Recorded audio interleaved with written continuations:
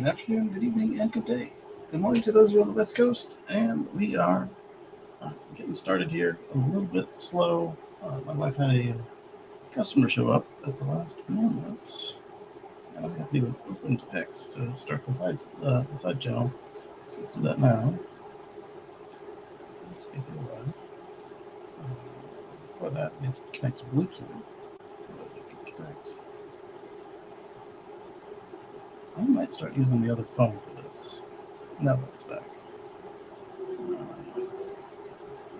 Back to the interface. Then start. Oh, Andrews was first in the chat, by the way. Good evening from Stockholm, Sweden. All right, so let's do spaceless. I'm gonna do some recorded space. I'm gonna talk about let's chat. I might sound a little bit different because I've got the stunner on because the server is running at full blast because it's time for the scrub of all the drives to make sure that none of the data is lost. Kacey and Friends, August 17.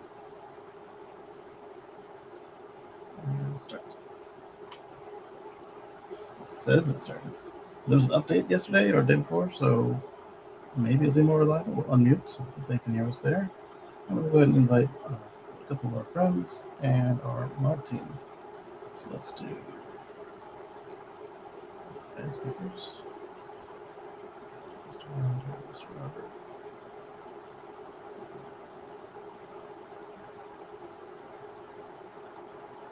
Patrick.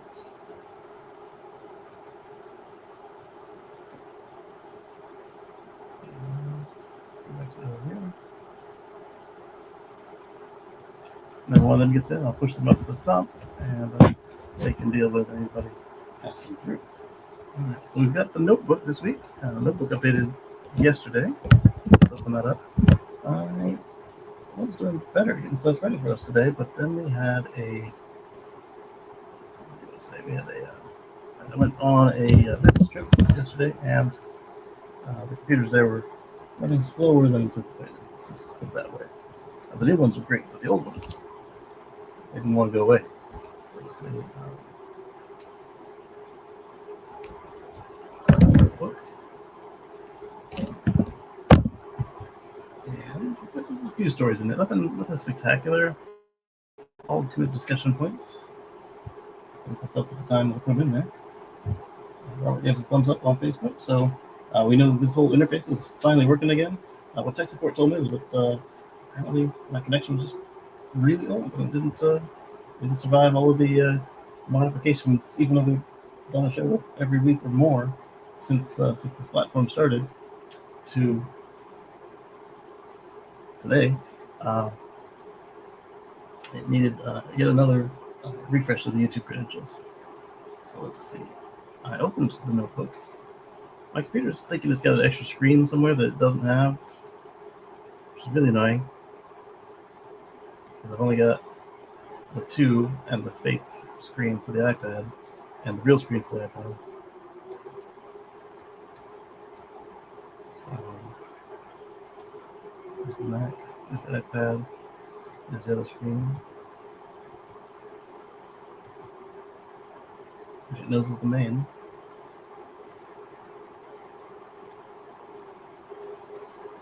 Oh, I see what happened. I turned on the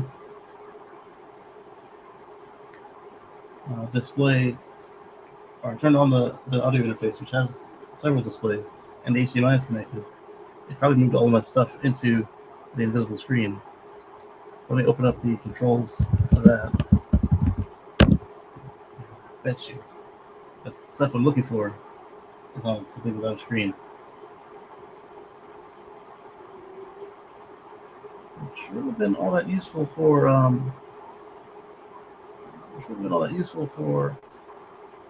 if we were actually on that as a display, because it would have popped the notes right on top of us.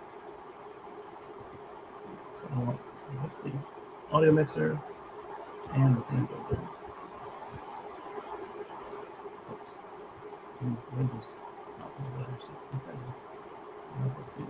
There we go. No, there's nothing on that screen. It looks like the one on the iPad. It's just a frozen treescape. Where'd you put my notes, dude? Ah, there they are. They're right behind us on the teleprompter. Which is not helpful. I can't read that. No thoughts. That's the 10th of August. I need the 17th of August. There we go. Only 4. That doesn't sound right. Let's go to the phone real quick. Hopefully it doesn't mess us up. And then let's go to over there.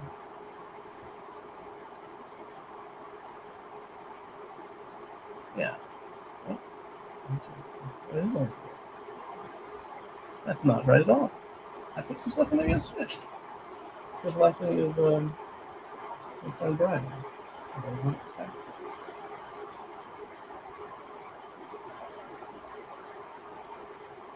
Hopefully the flipboard, which we got is still there.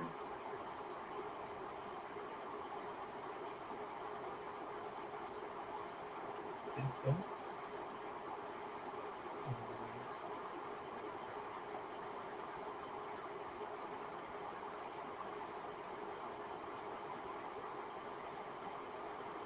That's most of them.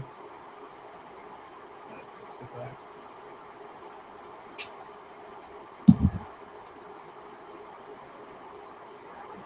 And it should go to sync.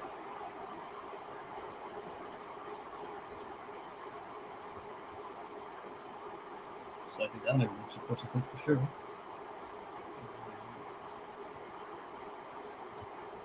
Change notes. There it is. It can do like a live collaboration, but it freaks out when you're the same person on both sides. It's a lot better than different people are in the notebook. We'll have to do better on that.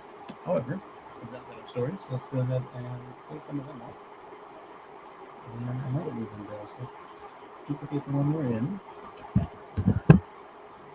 And move you guys up and to the right, so you can see that pages become my boxes. Let's shrink down and look at that.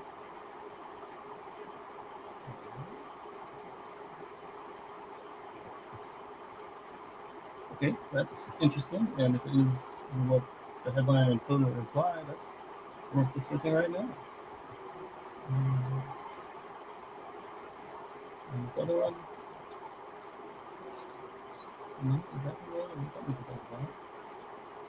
So what I'm talking about here is as I open the browser window, it gives me a bunch of stuff to read, but there's not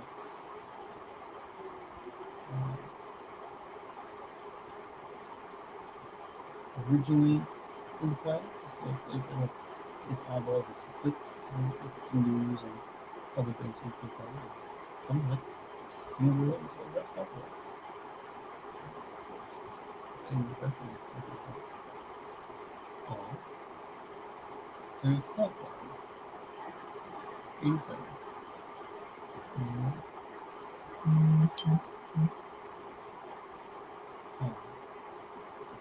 It's not for us, it's an hour window.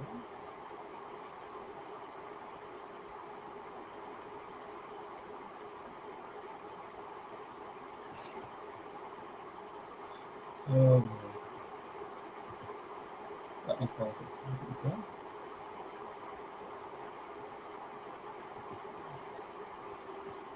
And that's some politics, so we'll look at that one later.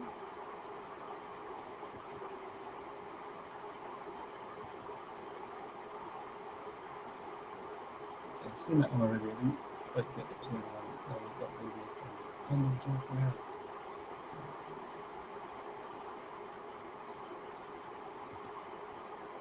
And then 13.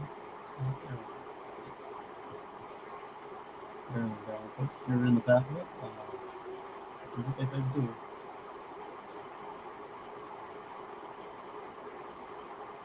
Okay, so now this is open. I guess the side a little bit more.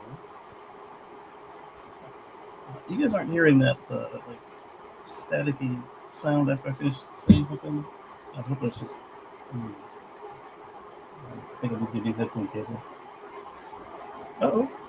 It ended the stream. What the heck? X? The whole point? Oh my goodness, X, you suck. Let's make a new one. Faces. Let's check.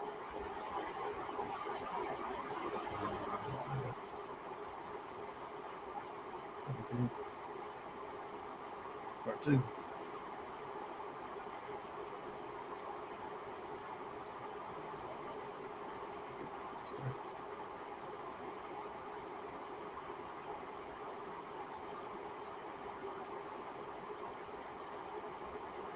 Yep. Not bad. There's no warning on that one. I was going for a second. The notebook. Anyway, hopefully you guys aren't hearing the staticky sound. Sounds like a lot of water. Yeah. If I turn that off, stand by.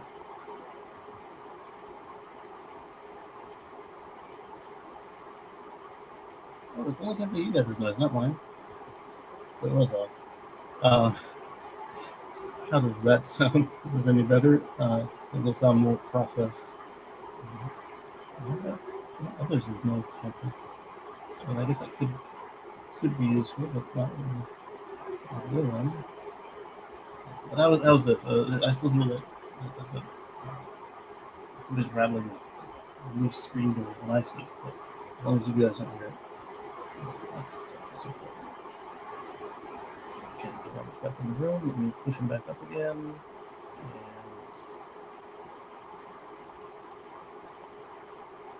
And oh, Slime's here. Let's push her up as well. Okay, so now back to the other window where we're going to paste in the first story. And this one's a Tesla story. Oh, Anders would like this. So IF Metal has learned that Elon and Tesla are stubborn, and they weren't going to move, and they didn't. Hi. So Tesla Sweden, putting the headline. Huh? Am I on delay again? I might be on delay again. That's X for you. So the Tesla Sweden finally makes IF Metal Union give up a 600-day strike, according to the headline. After nearly 2 years of industrial action and sympathy strikes, and I think that was the biggest part of it was the sympathy strikes, because we only heard about 12 to 13 employees at any one time were participating in this, and from what we could tell, in-person reporting versus on paper reporting, and some of those 13 people were double dipping. I hear you. I think they put us on one of them massive delays again. Let me try another phone. Maybe it'll be better. Maybe it'll be worse. Pull this one out. Plug it in. It's going to on the plug.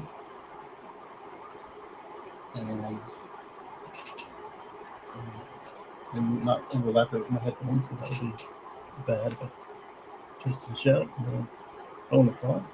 Let's open up X. And let's join the space. If you just hook on your Tesla for a bigger battery and longer range, would you do it? No. All right, so spaces. There I am. Reconnect. Okay. Skip. All right, unmute on the other phone, and then I'm going to mute on the first one, and then I'm going to switch to Bluetooth. So, there we are. I muted the first one first, so we didn't have an echo. And did I jump in time? Sounds like I might have jumped in time. Maybe. All right, so let's go to Bluetooth and pair a new device.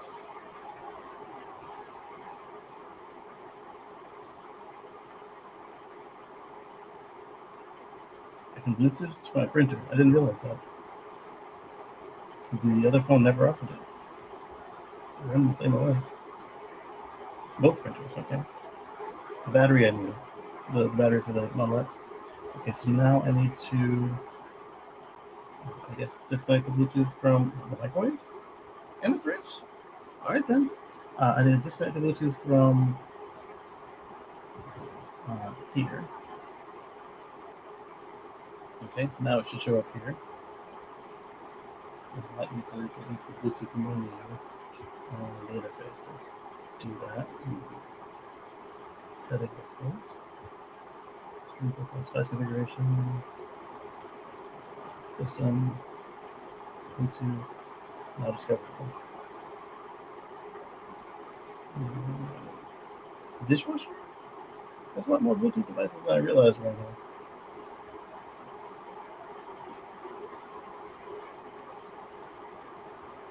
I guess they're not particularly useful with the other phone has been filtering them out.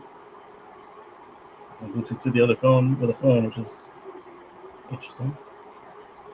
Alright, it says it's discoverable. I don't see you. I did a rescan.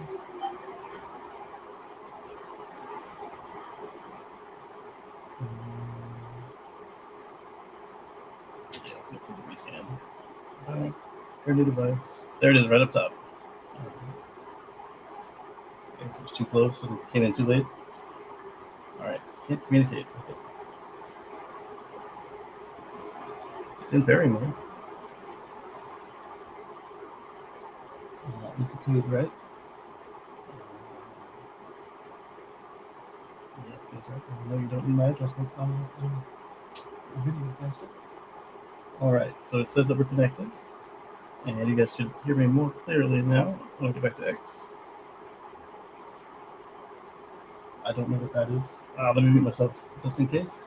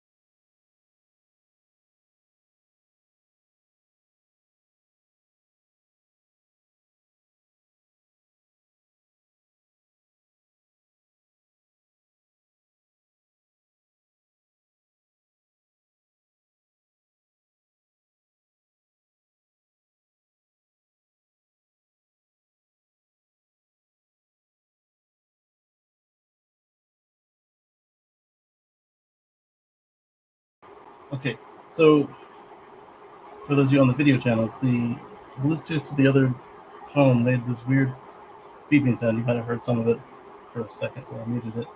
And then Slimy just said to check for more app updates.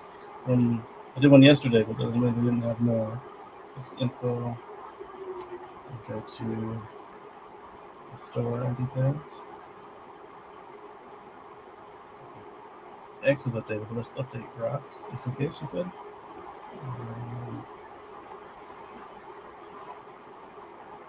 I don't think I have any other XAI properties on the phone. Oh, no, there's a Grok update. Okay. Let's come back to X. So we're on a 15-second delay for whatever reason, and I don't see an option to like not do that. I don't know why. And Robert said while we were on mute on video channels, he said that I have the underwater sound only on YouTube, not on the other channels. So we'll continue to figure out what's going on there, but I think that for the main part of the show, having a delay is better than not having a connection. So we're going to run through it, and I will pause when folks are having a discussion about the topic from a quarter minute ago. And so for those of you on video, watching this replay, that's why it seemed out of sync. It's because I don't know if they're censoring me or if it's like a live delay, like on the when you have a broadcast on air, just in case you need to cut to whatever. It doesn't actually work that way for me. There's no button to like, oh, that's not something that belongs in the show. So I don't know why they would put such a massive delay. It's ridiculous. And it seemed that the other phone. Oh, they just ended my space, little Jack. Oh, but now I'm gonna try to connect to the thing again, and let's see if it beeps with us.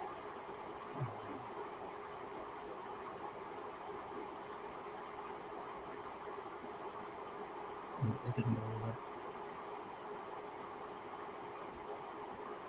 I can't do it right on the iPad because iPads are streamed to the teleprompter. So let's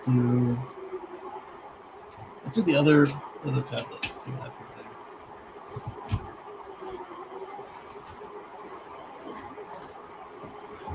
Which is an Android versus iPhone versus web thing, then it'll still be like this. But let's give it a shot. Especially since this one doesn't make weird noises on the Bluetooth.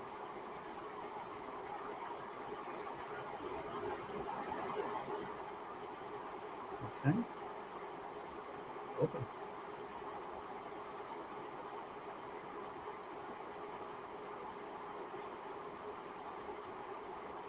Okay, there you go. We had updates apparently. So let's update X before we even start this thing up.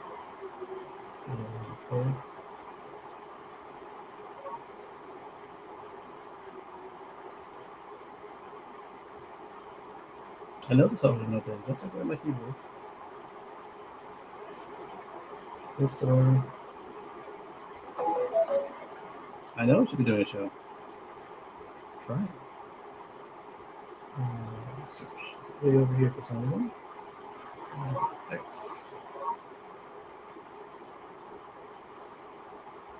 From the Twitter is already up to date, they say. So let's open that. And then let's change the Bluetooth over here. We will disconnect from that phone. I can't? Oh, there it goes. Oh, that's Brian. 164 isn't so bad. Well, I can see the front of the plane, the curvature of the earth.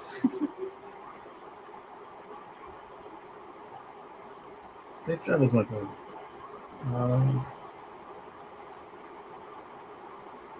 Next to me is empty. Luxury. You're not next to the toilet and you got an aisle seat. Luxury. Can't find a way to connect to Wi-Fi, which is just 15 plus hours of radio silence. Man. Right, so now I need to connect to Bluetooth settings, connections, Bluetooth requester. I'll leave that up. And there's no beeping, so that's good. So let's go to X. Let's go to home screen plus spaces. Got it.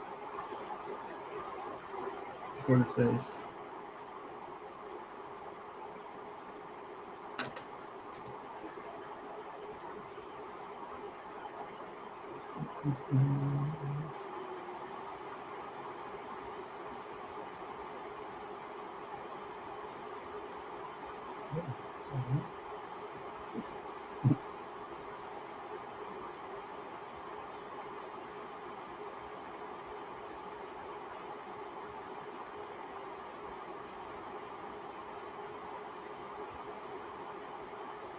Part 3.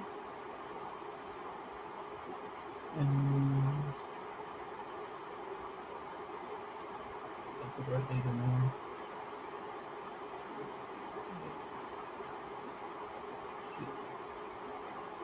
17th. Order. Start. So rotate this. This is getting there. There we go. And then give me one in there. And I thought he was just there. Alphabetical order, that's useless. Skip.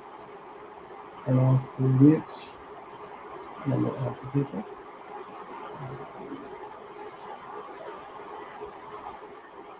And then we'll do that one. There we go.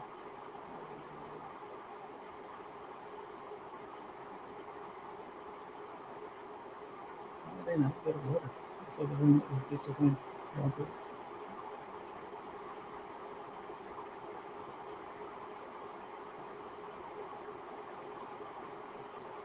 What? Who's on the people? Why would I want to invite like Robert Kawasaki? I want to invite, there's Robert. There we go. Invite the co-host. And then sign me.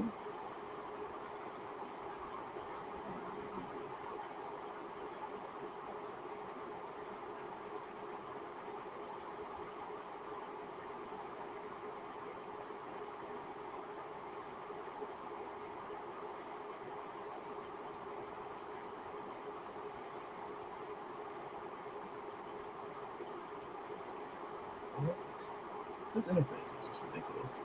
Alright, so let's do Robert, how is my delay? Is it bad?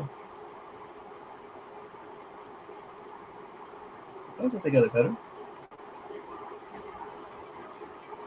Okay, let's go to here and do share. I guess I can share via the end. And maybe then it would be sensible.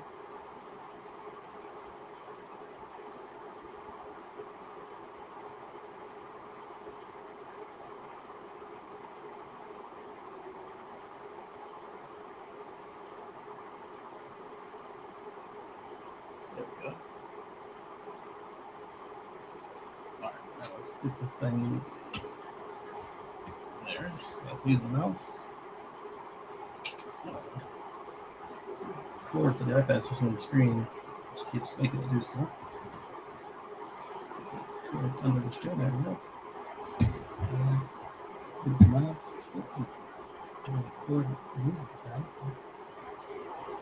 There we go.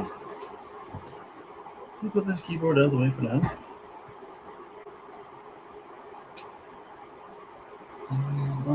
Yes, the space load since you're having technical difficulties. Well, hopefully it's done. Pretend I have technical difficulties. Because everything's on there. I promise. I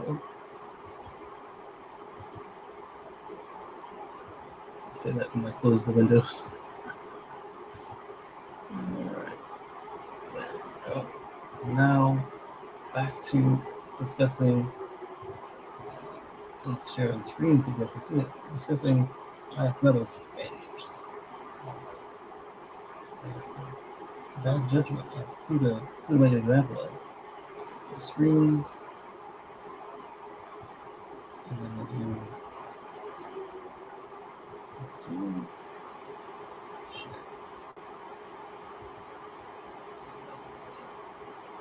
Change the layout. Like so.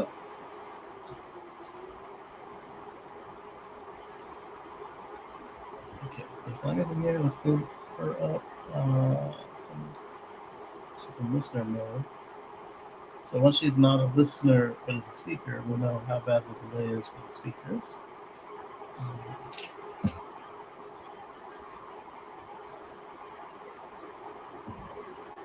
Not that the delay for the listeners is a non-issue, it's just since they're just receiving it all, it still flows versus if they're trying to have two-way, it has to be in the same chronology. There we go. I hear you.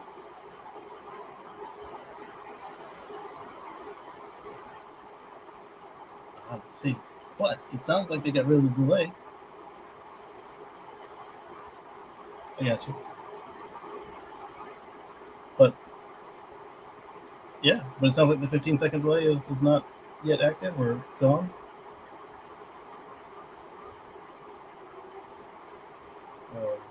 Is it? Or maybe shorter than 15 seconds this time. I don't know, but let's get on with it. So as I was saying, the sympathy strikes seem to have been doing more of the annoyance. I don't even know if damage. Reputational damage to the country. The Swedish way, while noble in concept, was not looking good to the international stage with the way that these sympathy strikes are being carried out for the employees who didn't want it. We get another number here in this version of the article, so let's continue on. Open the door for resolutions that do not involve collective agreements.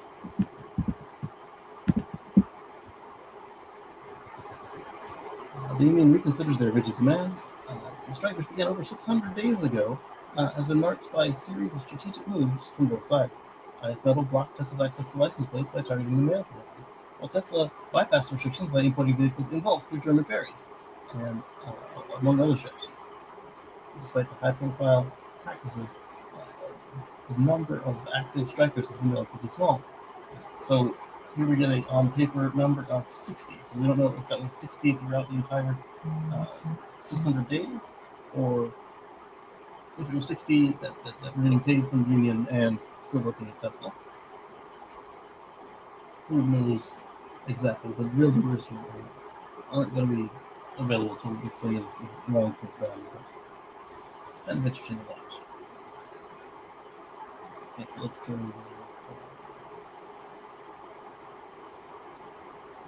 Despite the high-profile tactics, the number of active strikers has been relatively small, 60. According to the Gareth report, Tesla Sweden has also maintained that it does not intend to bow down to the union's demand. Over the 600-day strike, Tesla Sweden has adapted its operations to get around the union and its allies' strikes. If you don't recall, we had the collision center, whose current owner was complaining that his father or grandfather got him into this mess, and as he was going after the customers that were available, the crashed Teslas. It's a sensible business move. When they did the sympathy strikes, they really messed with his business. And Metal said, "Well, why are you doing business with them anyway?" And that's the wrong answer. Because they're not a problem until they're a problem. So how is it to foresee that they would issue? Unless you have a list of approved people you're allowed to talk to, which that seems a little bit weird. Given their job is fixing crash cars, not working with manufacturers. So they claim Johansson at doesn't tell me where he is on the not on X. I'm gonna click this. It's gonna take me to a different window of view guys. Johansson is got a picture of a Starship Super Heavy. It says the greatest entrepreneur of all time, the goat. And all in at Tesla. So he's not a muddler. I guess it could be a metal. He's on the IF metal person. Right, so the day that metal mafia gives up the strike against us or open collective agreements in Sweden, now other solutions are allowed. And that's really what it should have been in the beginning. If you were all about the employees, as you should be, as your charge and charter of mission are, it shouldn't be about forcing companies to join or not join. It should be about making sure that your members are protected and getting what it is you're promising them. Stay good jobs. So possible paths to ultimate resolution. Nielsen, for her part, noted that IF Metal is now willing to explore alternatives such as embedding industry standard terms directly into Tesla's employment contracts, which I'm sure they're probably fine with, or shifting Tesla Swedish's operations to a company that already has a collective agreements. Why would they do that? That's just another name for it. Unless you're saying that they should hire a contractor. The contractor should be a union contractor, but that's you're going to have to present a business opportunity for them to look at something like that. It's kind of ridiculous. Unless that's a translation issue there.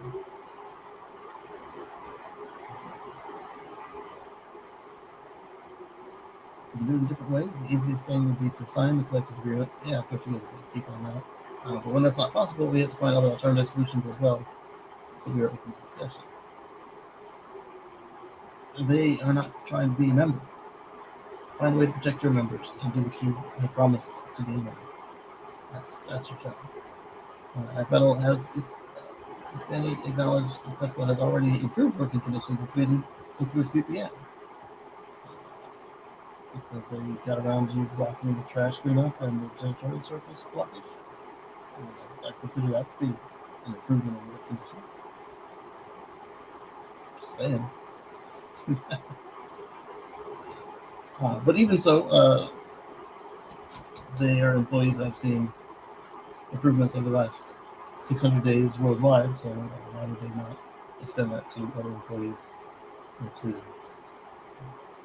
Curious which particular ones they're talking about here in the article, if they achieve their quotas. Sweden has argued that its working conditions are already better than union standards, which was always their point. Which is probably one of the reasons why very few current employees actually participate in the strike. Yeah, I mean, oh man, we want a 4-hour workday. We already have a 3-hour workday. Throwing stuff out there. Not any demands on either side. But we want weekends off. Yeah. We already have weekends off and an additional Friday a month or something like that. So why would you fight for, oh, make it worse for us, please?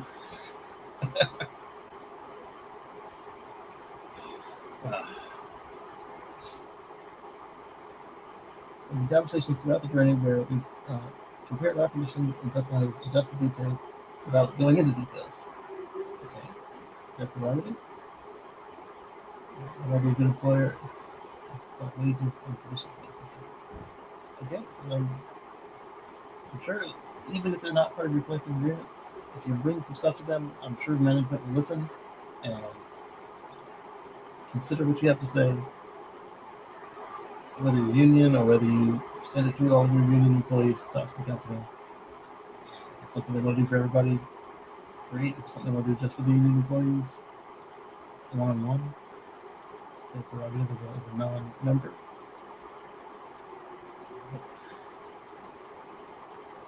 Trying to force them in made you guys look like bullies rather than champions for workers. Stay. And also, I countrymen in disagreement there. Publicly.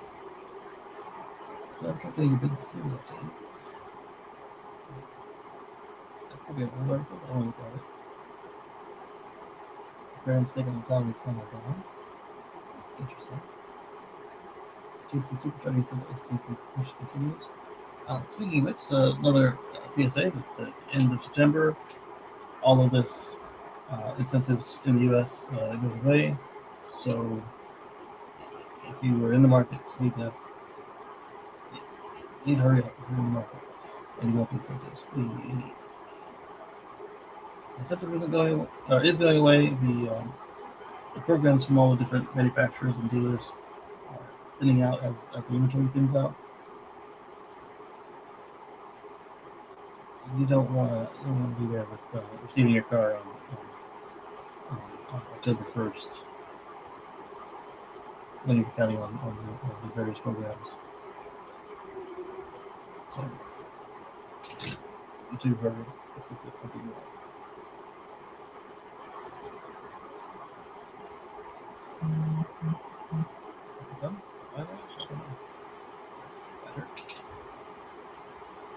Just representative, CEO, stock suggestion about marijuana. Review was oranges, the cap off intensity 3. And let's look at the competitor with BYD's 3,000 horsepower supercar. I never did figure out if those were in-wheel motors or in-board motors. There's 4 of them. Oh, hey, look, there it is.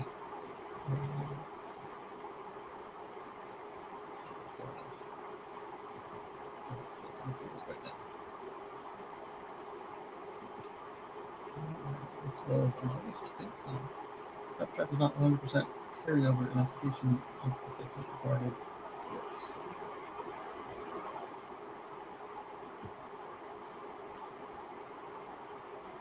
Oh, you dropped. Let's bring you back up.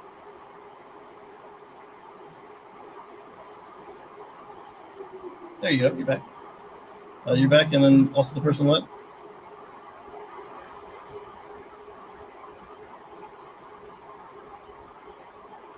Okay. Yeah. If you think he wants to speak, then yeah. If he wants to speak, then let him in. If not, then welcome aboard, Joseph. Uh, so not 100% carryover required work. It's claiming it's a security upgrade, so everybody do work. Confirming massive security feature is on the way soon, and everyone has been asking about for a long time. Century Road, yes. Moving into security camera.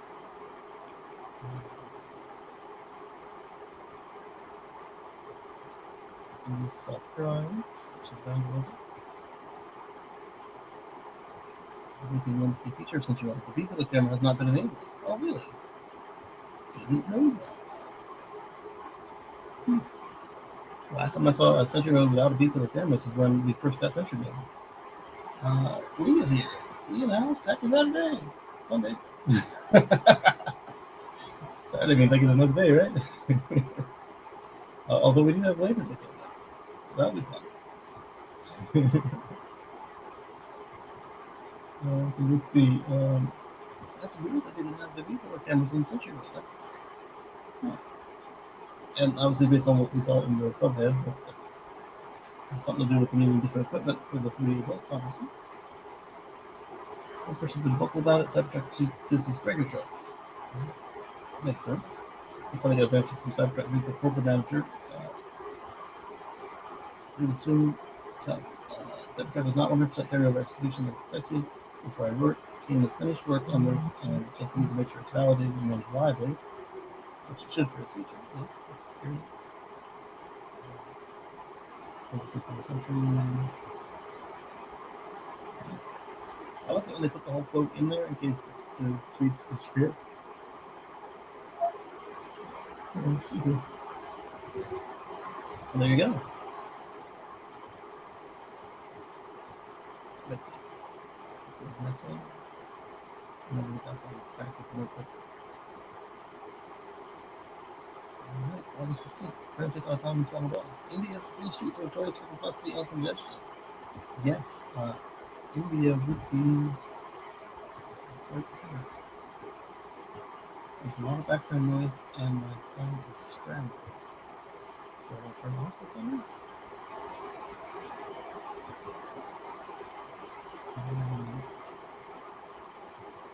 Okay, I turned off this one. How bad is it with the server over here running its integrity checks?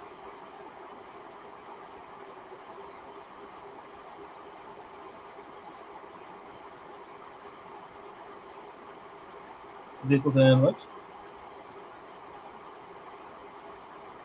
Beekeeping. Ah, oh, I'm sorry. So on my end, I'm hearing like somebody rattling the screen door after I say anything. Is that making it through?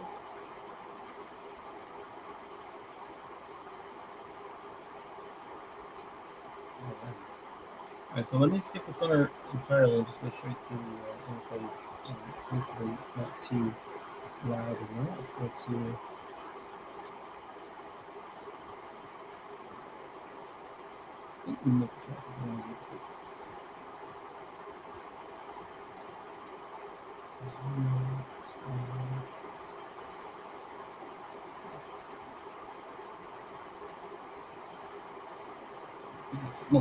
there we go. How is this? Yeah, I've got a rack server over here running a integrity check for the month, and I'm going to change the fans out, but I had a computer job out of town yesterday that ran long, so I didn't get a chance to put the fans in last night before it started, and then the smart thermostat decided that, oh, nobody's in the home, so let's not run the air conditioner. So now it's barely back to normal temperatures, but the server doesn't agree that we're close because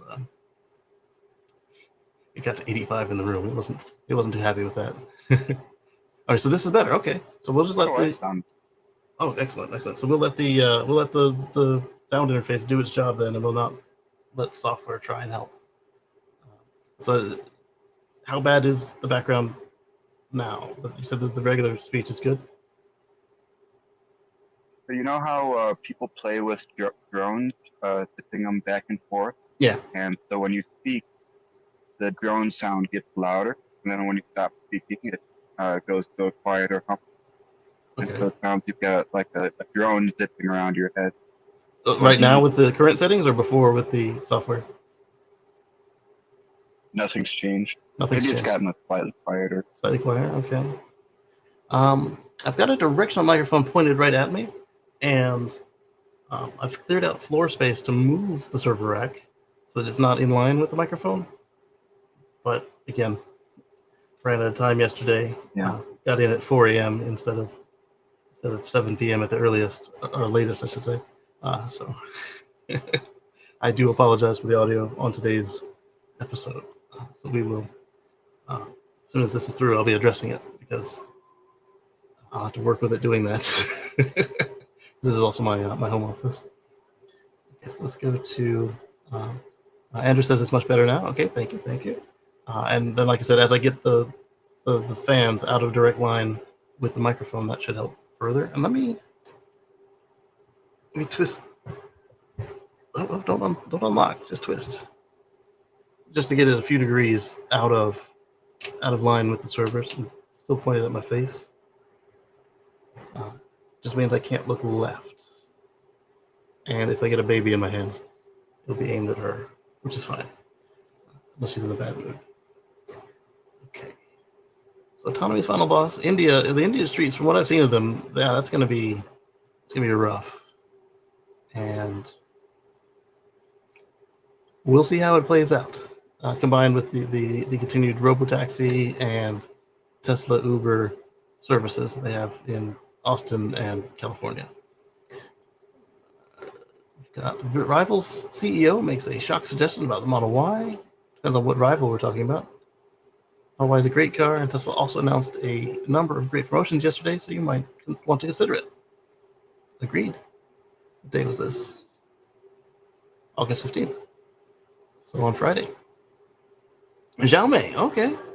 Xiaomi is experiencing demand that's off the charts with this new YU7, and so we just saw the article about how they have some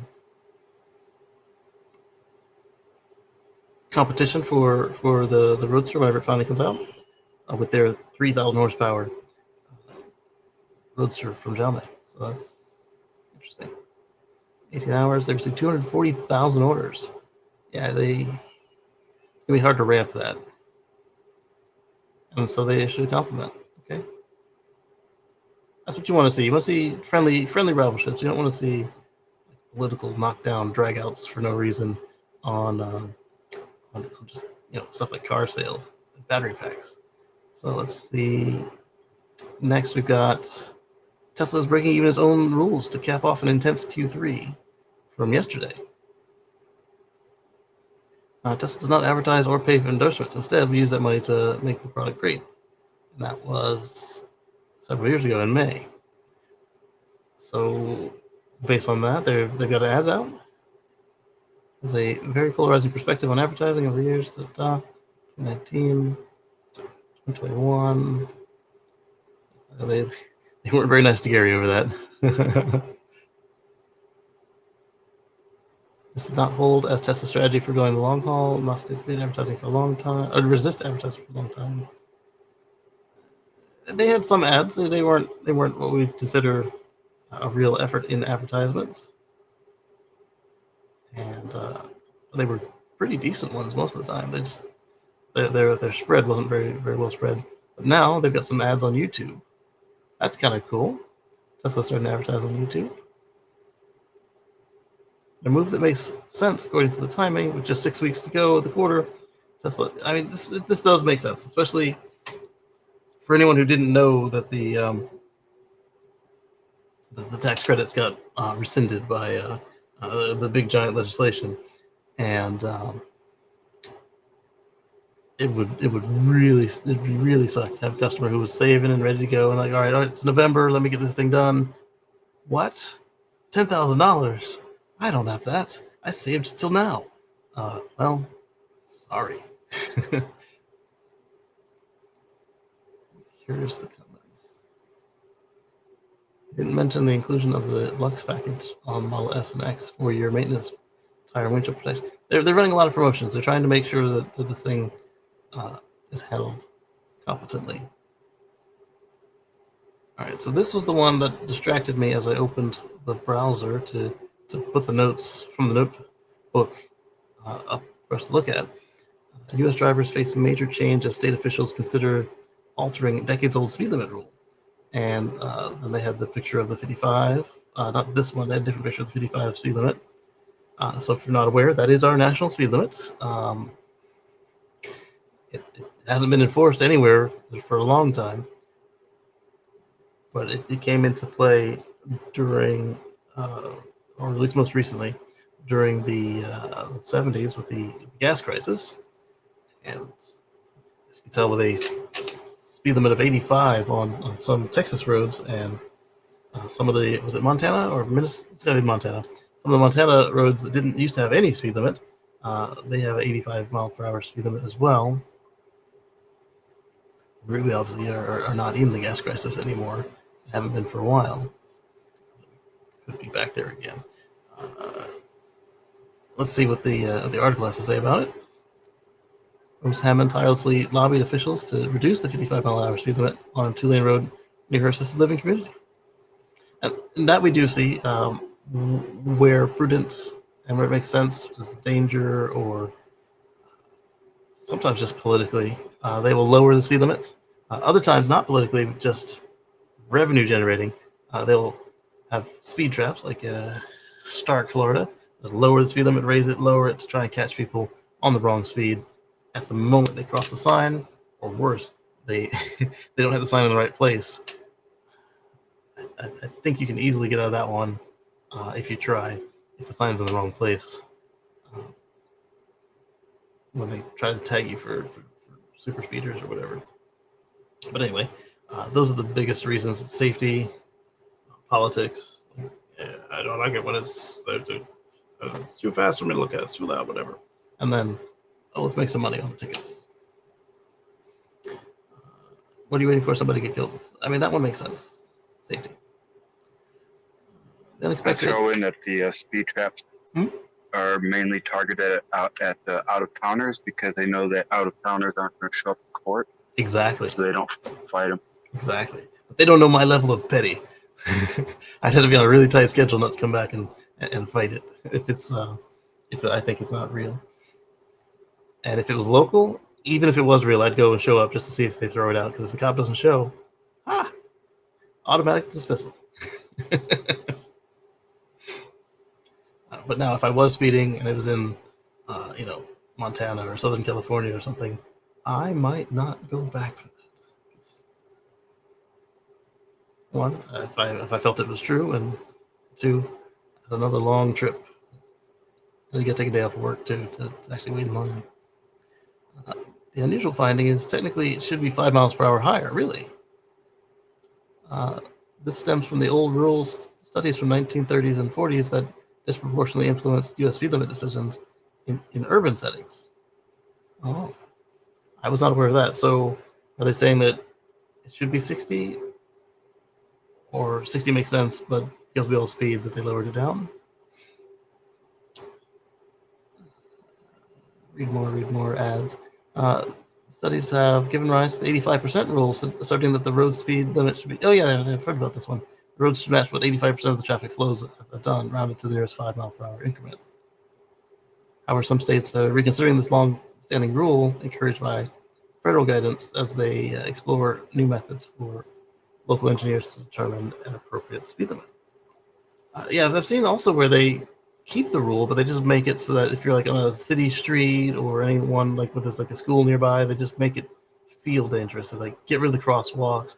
They make it into a chicane, and they put like bushes and pots and just stuff to make you just naturally feel like I should probably slow down. This is not a bright wide boulevard. I should watch out for kids coming through because there's all these sidewalks with no crosswalk.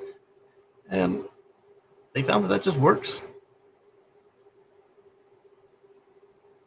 Theory presumes, there's more to it. Presumes that the safest speed is the one that most drivers choose, not too fast or too slow. When motorists believe the speed limit needs increasing, they can simply press the accelerator and vote with their feet. We have seen that sometimes too, where speeds get increased because of it, but not always. But like here, where they got that video with that truck that just drove by on that nice wide road, it does makes us feel safer to go fast. This approach that creates a feedback loop, yes, it does, but only to a point. If the road really does feel safe at 90, eventually it will get there.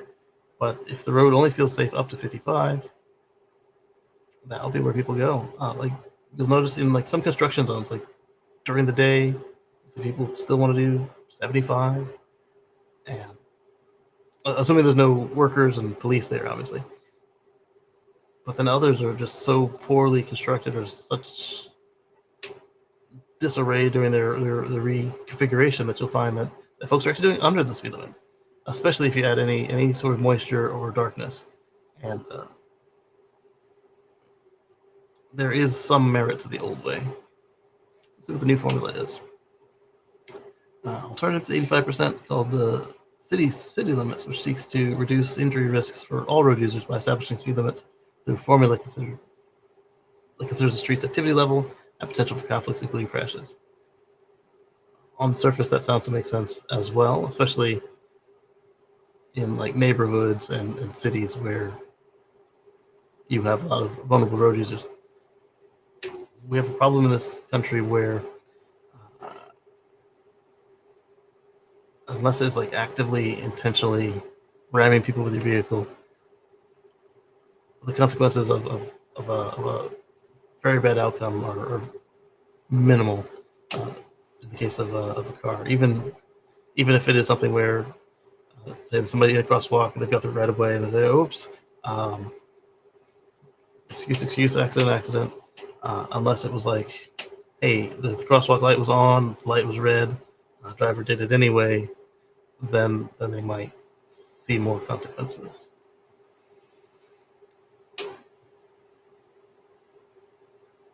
Or we've got stuff like FSD, which is super, super conscientious of VRUs, vulnerable road users. So like if I have somebody trying to cross the street, it's hyper aware of them. Last week there were some geese, and a bunch of Canada goose, they were just sitting there. And they were taking even longer than typical, so the car started inching out, and I think they were juveniles. They just molted and got their first real feathers, and they were just kind of sitting there. So the car, instead of doing what it normally does, was waiting on them. It started to push, and I wanted to look back, and like started to walk towards the car, and it stopped. And then the rest of them kept doing their thing, and it kept going and pushing its way through until it was out. And that one was kind of interesting because it displayed them as people. Normally, it displays them as like a cat or a dog on the screen, and it displayed the one that it was interacting with as a person. And that's an extreme example, but if it does that for Goose, imagine what it does for a person in a wheelchair, or that guy I told you guys about who was stepping off into the road on his phone with a map like he was a tourist. So a major highway, speed limit 45, prevailing speed 55. Yeah.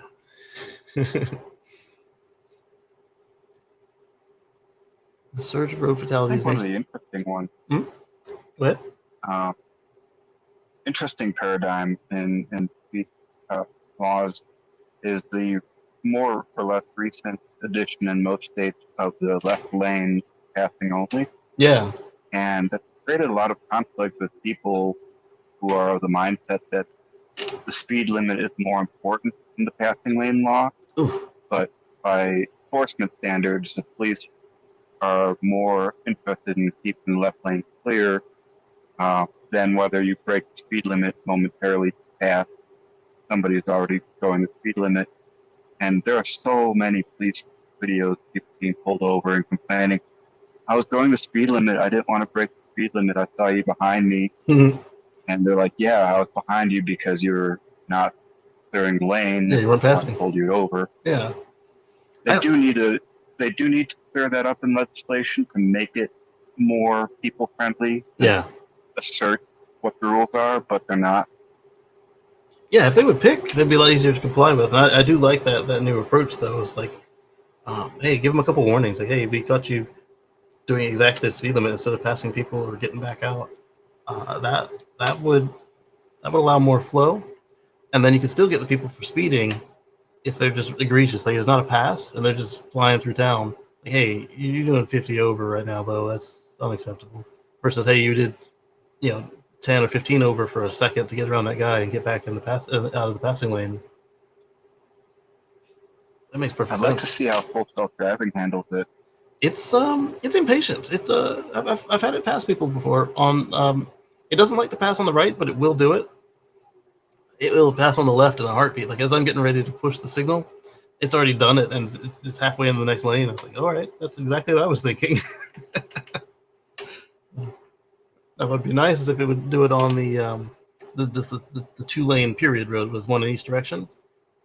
I'd like to see, but at the same time as I'd like to see that, I'd also have to make sure that it's very clear that it's in a passing zone and that the pavement is properly marked, and that it's very, very safe to do it. But I think it can handle that. There were a couple of people, we were in some back roads yesterday, way in the country, and this one guy, I don't know what his deal was. I think he was house shopping or something. He was doing like 25 under the speed limit. And another one was just a guy with a trailer, and both times tip out, bang, tip back in, and then hold. Actually, it was above the speed limit, but whatever FSD wanted to do, whatever it felt was safe. And that got me thinking, like, well, what if these things could take it to the next level? Because they have, even though they haven't had a new version this year, they've still continued to improve, I guess, through training or adding parameters with each version that comes out of the same version. Oh, hi, Allie. The glitch is fixed. Yay! And Anders says much better now. Yep, definitely. So states lowering the speed limits can see a decrease in crashes. That's another part of it. The less speed involved is less energy in the crash. So you're going to want to intelligently set these things. Like the allowing people to pass so they don't have a road rage. I like that. And then setting the limits so they are making sense for what's going on that road. Like at a school, bring it down a lot. Maybe not as much as they do. Like, hey, if school's in session, maybe drop it by 5 or 10 just because. But if the school is actually dismissing or letting in, then you can have that crazy low speed limit, like 25, 35, 15, 5. Depending on what's currently out there. They've got some doozies. And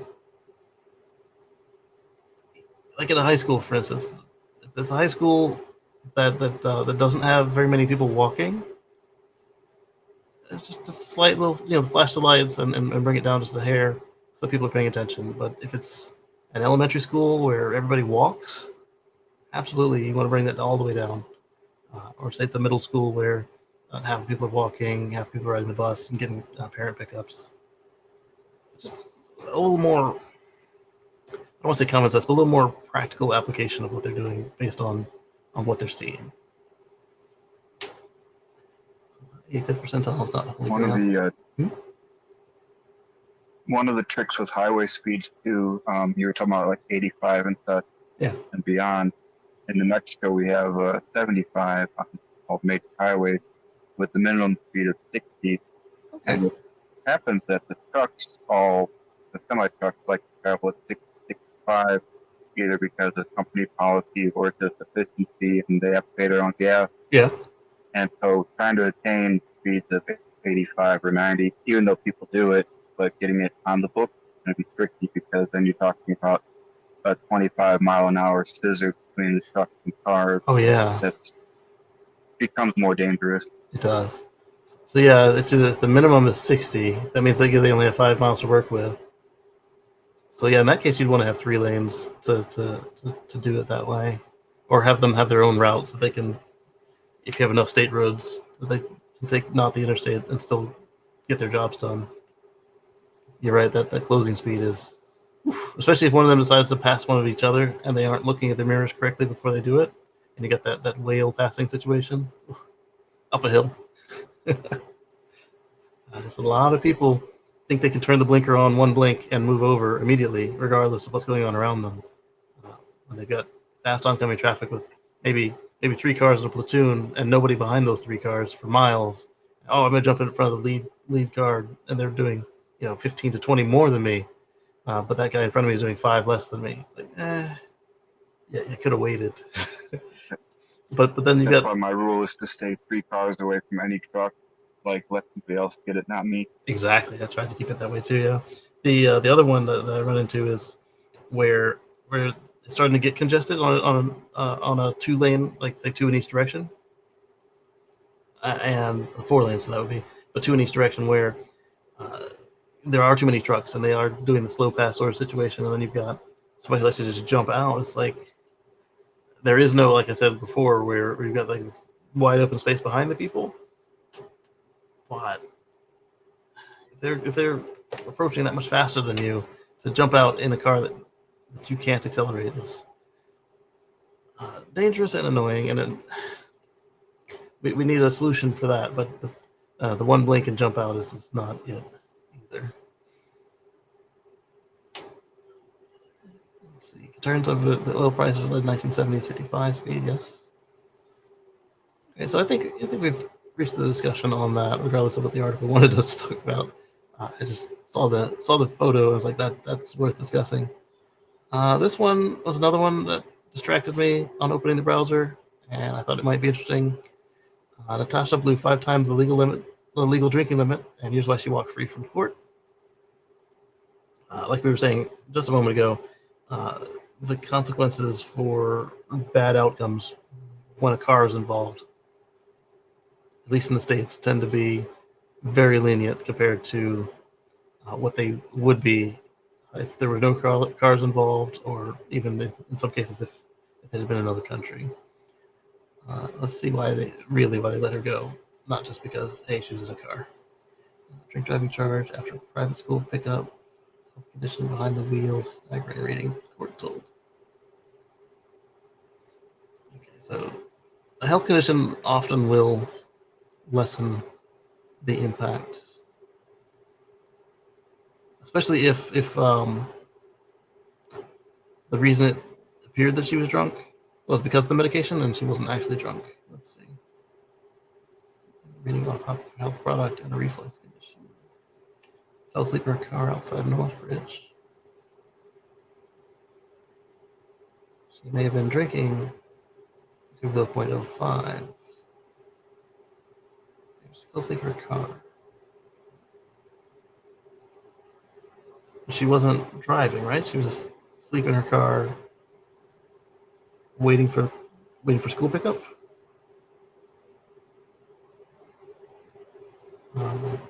Let's see. So she was waiting for school pickup. High speed.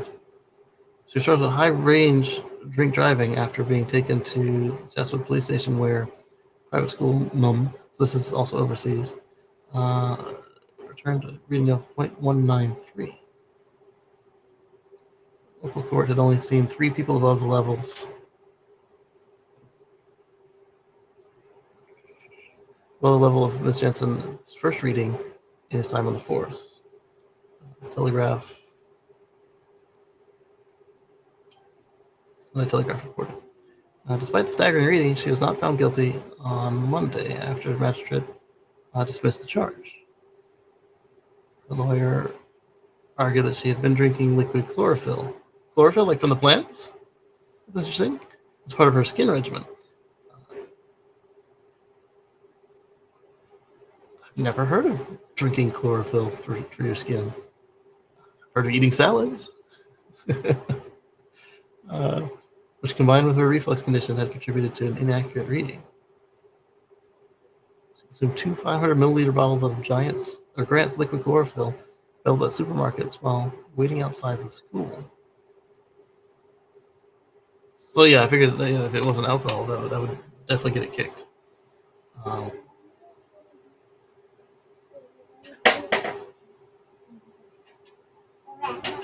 Hello, Moto. That is a weird one. That is a weird one. Chloroform should get you messed up, but I never heard of chlorophyll. Yeah, chloroform will do it, but chlorophyll is the green stuff in the plants that makes them turn sunlight into sugar, or at least a part of it. I guess avocado and toast is old news. Old hat, baby.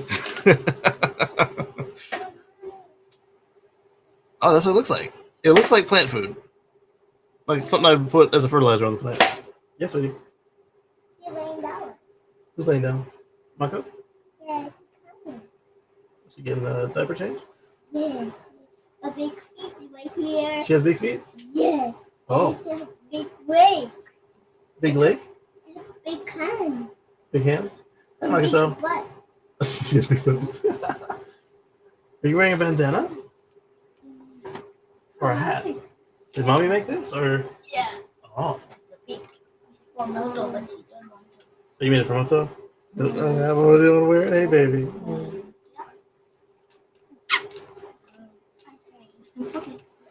Okay, so this is when you tie your hair like in a bow? Or like when you pull your hair back, wear it up? Like you put wear it on your top of your head and you put your hair up? It's just big for her? Okay, I see it now. Mom. Hi, Makato. What? Oh, it's turning into a blindfold now. There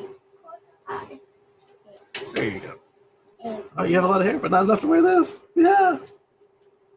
You had a good morning?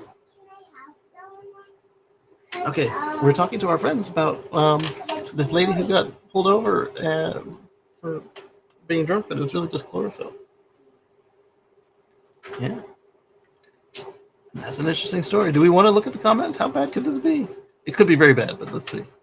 The article states the initial breathalyzer was 243, nearly 5 times the legal limit of 0.05. Oh, wow. Then it states that the court testimony of the neuropharmacology expert should be left at the 0.12 level or less. It sounds like they blew her a bunch of times, and those were the ones that stood out for the story. I'm sure beyond a reasonable doubt is criteria that needs to be met when prosecuting a case like this in Australia. But if they had taken a blood sample, the whole theory used by her defense lawyer would not have been credible. And chugging a liter of anything with an alcohol content comparable to beer while sitting in traffic sounds excessive. Who does that? Well, does she know it has alcohol in it? This baby is yanking my earphone. Don't eat it, baby. Don't eat it. I'm glad you don't have teeth yet. Well, the laws do get really funny. They I do. know in the States, people have gotten open container, if not DUI, they've got open container for non-alcoholic beer bottles. What? I think O'Doul's beer. Because the cop didn't know, or Well, because it's beer, even though it's non-alcoholic, beer bottle. Yeah, it's all stupid, sort of screwy. It depends on where you're at. so did the judge let it go, or did they have to suffer consequences? See if Croc knows.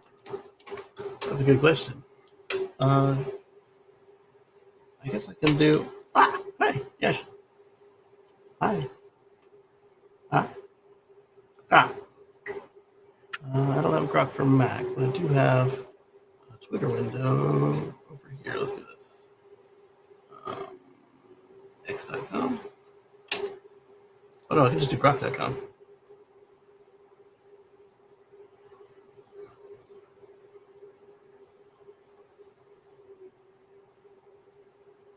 Okay.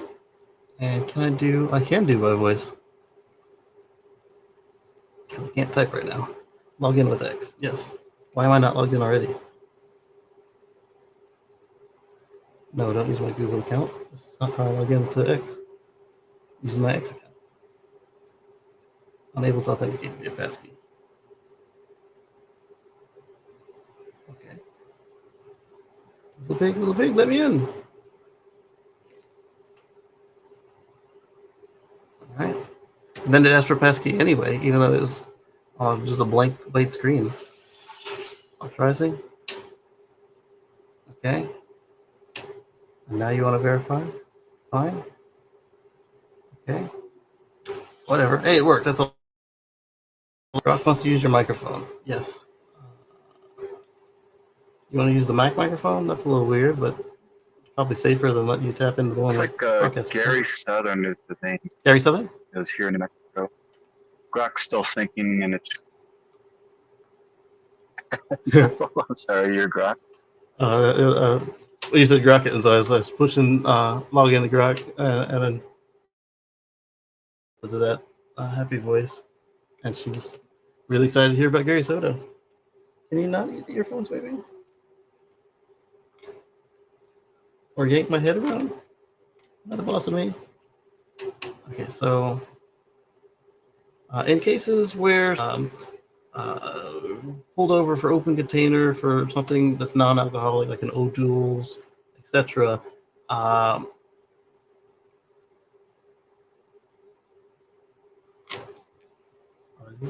Listening? Maybe need to speak louder. If you like, I can just read this one aloud. Yeah, do that, please. Find me the famous case of a person charged for open container, i.e. of alcohol, in their vehicle, O'Doul's beer.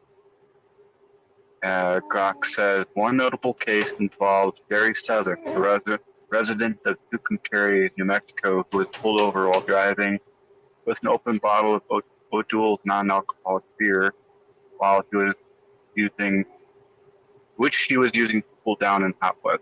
Yeah. The officer noted the bottle smelled like beer, and although the Southern passed the sobriety test, he was cited for an open container violation because the label stated contained alcohol, less than 0.5 ABV. Oh. That's true. It does say that on the bottle.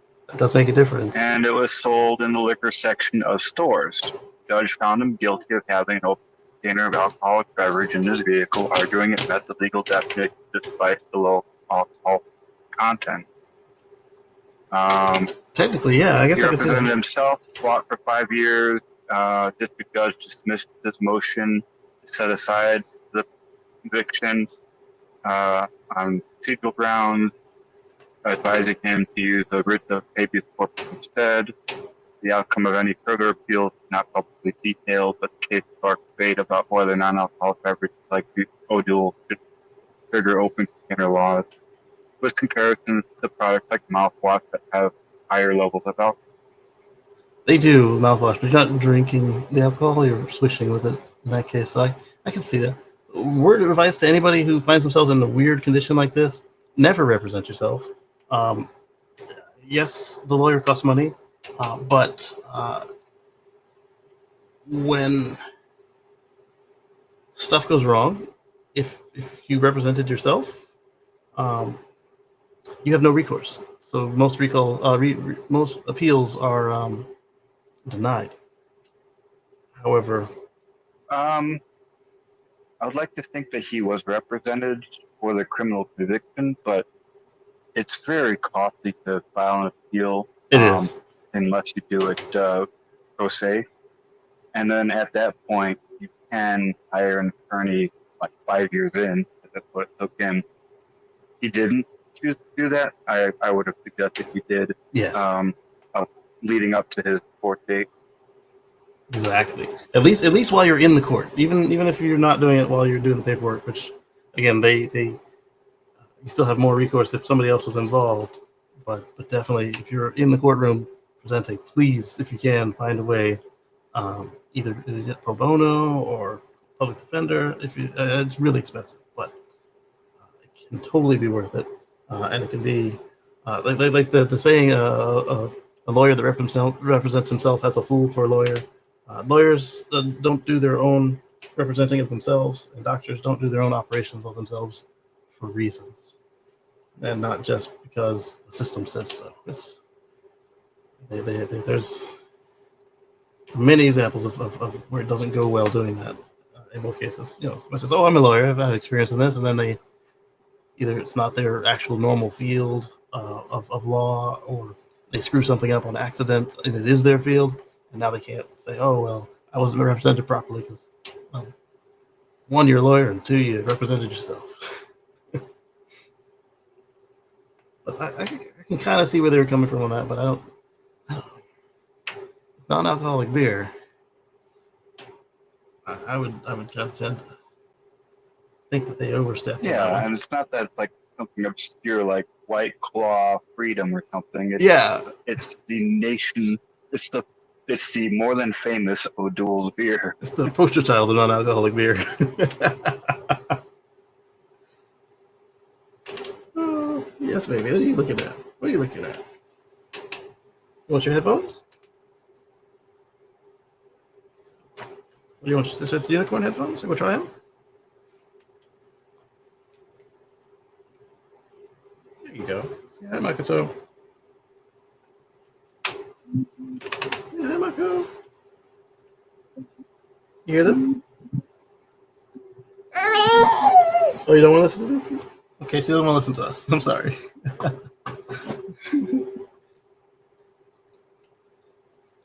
No. Okay, so that is the last of the articles that came up distracting me while bringing up the notebook. Let's go back to the notebook on item 2. This one's coming from Wes Morrill of the Tesla team. Let's copy link, paste and go. I think it's take us to X. Yes, it will take us to X. I think everything takes us to X today after this, which is fine.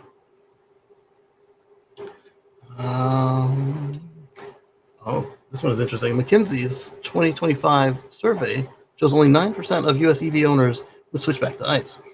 Either 2024 survey is flawed, or it only surveyed 1840 U.S. EV owners, or maybe chalk it up to the wide adoption of NACS and reliable charging network for non-Tesla EVs improving sentiment.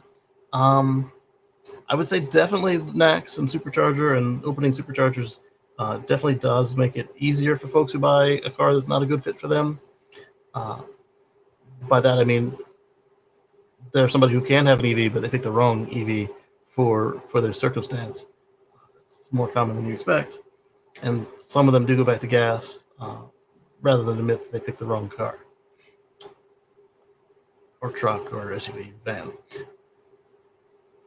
And this makes it easier even for them to work through it.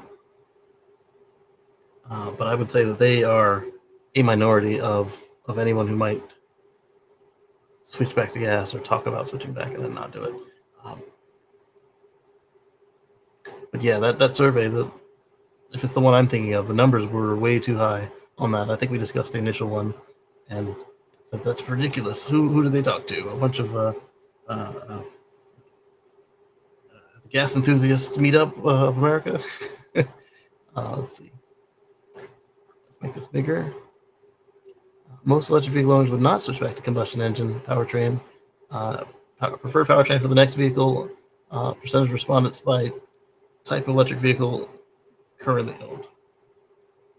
Okay, so ICE in the U.S. and China and PHEV. Oh, okay. These are the ones that would switch back. They say so. 8% would switch back. 10% would switch back if they were already on a hybrid. I don't blame the ones on the plug-in hybrid if they never plug them in correctly, or if the battery is the wrong size, or if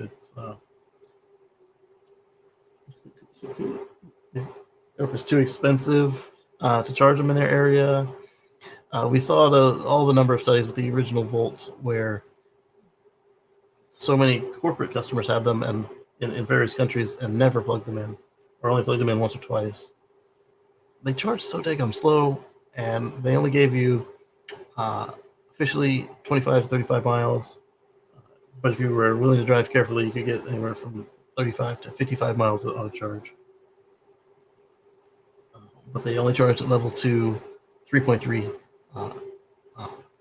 kilowatts.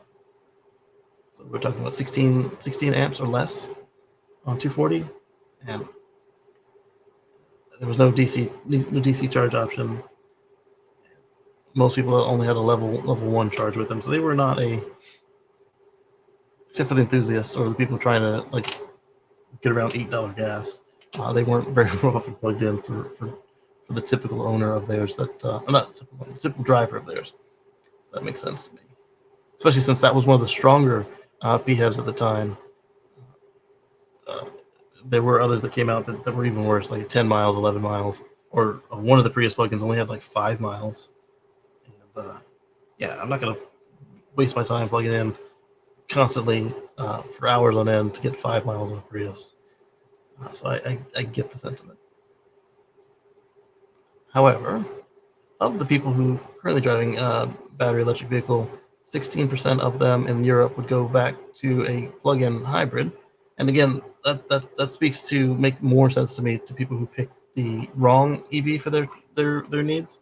So, like, oh, I can never do a Tesla because whatever reason, or I love this brand because my family always buys this brand, and they only have like 2 options, and that those 2 options aren't a good fit for the person's family. In both of those cases, I can see them wanting to go to a plug-in again versus either ICE or a battery, because the modern PHEVs, the ones that don't have 11-mile range, they offer, I think, the best flexibility for somebody who doesn't have home charging or is impatient and forgetful and never plugs in or whatever. I don't even think the I forget to plug in thing is a real argument if you have home charging. If you just set yourself up for success, like where you get out of the car, the plug is just dangling there. Okay, it takes you 2 seconds. Click, click, done. And then you but you very quickly disabuse yourself of the notion, oh, I'm just going to get groceries tonight and I'll plug in when I get back from groceries. No, I'll just plug in now. And if I forget to go back and get groceries, then the garage door may still be wide open, but at least the car's got enough charge for me to get back to work.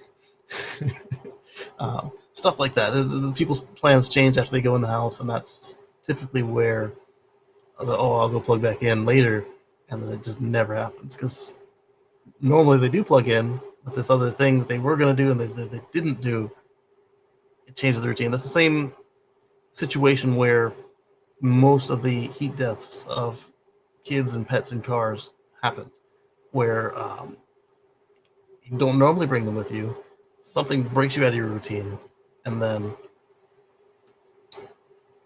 tragedy. So if you just don't ever have that Or just distraction. no distraction, exactly. Your cell phone. Cell phone, yeah. You You get a spam call, or somebody calls with an emergency, or just a weird question from work or family. It's so easy. So that's why I like that some of the car makers, like Ford, will say, "Hey, is it Chevy?" One of them actually checks. The other one says, "Hey, you open the back door. Open it again. Did you forget what you brought? Is it a kid? Is it your briefcase?" And then the other one is actively checking. And then the new Teslas, they've got the ultrasonic sensor in there that they're soon to activate, where they will say, "Hey, there's a little heartbeat back there. Did you forget your puppy? Did you forget your child?" I like that. I mean, nobody wants to think that they are the one to get distracted, but it could happen to anybody. And I love that these systems are put in there. Yes, they cost a couple extra pennies per car, but they're so worth it. So now with that same situation, you want to just always plug the car in, and then you can never get distracted like that. No, oh, I can do it later. Oh, I've got 50 miles. Oh, shoot, now I've got to take a 75-mile trip in the morning because something else changed overnight. And I normally have 75 miles. My normal commute is 12 miles, so I thought 50 was fine. It's just, it doesn't hurt anything for the extra 2 seconds to plug it in. And even if you're in something like the what they're going to do with the Rivian, where they put the plug, like you were a utility worker, where you had to go around your car to plug the cones in. It's only an extra couple seconds and a lot of extra steps if your car has that terrible setup. But most of them, they tend to have it where you can position your plug and your port and where it is you normally go when you get out of the car. So it's all one quick motion, walking past the plug, pop, and then go where you're going. You like that bandana? Good. So that's where I feel about that on the PHEV. So the amount of people who are going to do BEV again in Europe is 76%, which is lower than I would expect. So I'm wondering if that's what is critiquing there. US 76% would redo BEV, and China 65% would redo BEV, and that one makes sense to me as well. When you've got a lot more multifamily dwellings there. However, their government can force the multifamily dwellings to install chargers, so I would expect that number actually to be a little higher in China. But say if that was like London or something, or any major U.S. city, I might expect those kind of numbers. So let's see, the PHEVs in Europe, 34% would go to BEV, so they've realized, hey, like I did, I hate the daggum engine coming on 2 blocks from home. Let me get rid of the engine entirely.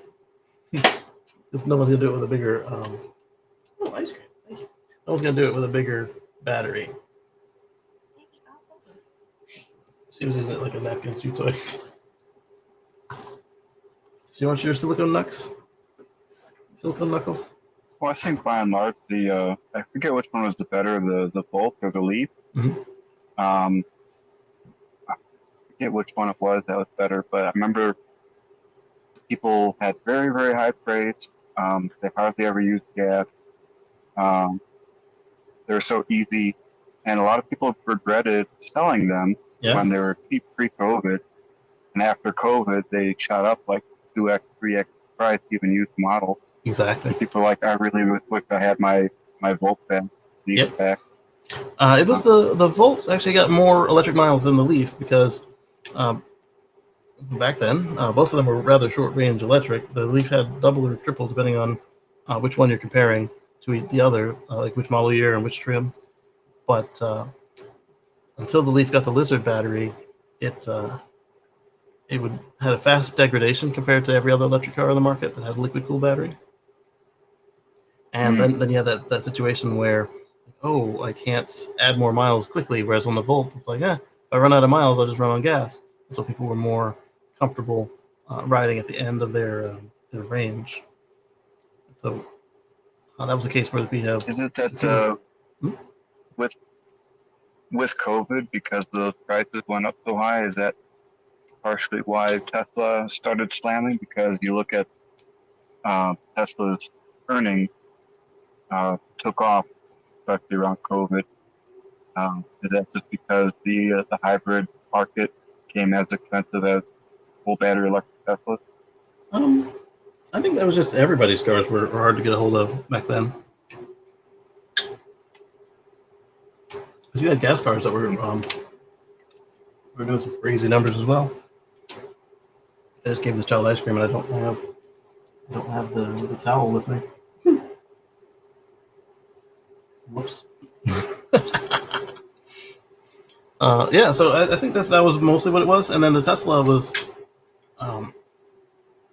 they were one of the ones that were not as far out of stock because they had Toyota and Tesla did not stop ordering chips, so they could get whatever chips they wanted, and then Tesla was already very flexible, so they were able to get whatever other chips came up to take those places. They could put them in as well. And Toyota, they had learned that with their just-in-time style, certain parts are harder to spin up and spin down. So, like, if you want an exact tire rather than just a tire, you need to keep ordering that tire, or the next time you need it, and if you're the only one still using it, you got to get back in line and wait for them to make space for you. So they applied that to the chips. Whereas the other manufacturers like, oh, everybody's sick, everybody's staying home, demand is going to crater. Let's do this, and they cut it down. And then the chip manufacturers say, oh, this is a 30-year-old chip. They're the only ones who are ordering it, and they reduce their orders, cut them loose entirely. Let's kick this machine to the curb and bring in a more profitable machine that's going to do stuff like laptops and cell phones and tablets where people are home, and we make more money on this anyway. Or GPUs in the case of the crypto mining and then AI. Well, Teslas are actually manufactured here as the other ones that are not. That too, yeah. But even in their home markets, like for instance, VW is one of the ones who cut their orders. They had trouble getting this stuff in Europe and in Asia. So Toyota and Tesla, they kept ordering everywhere, and they got all the chips they wanted.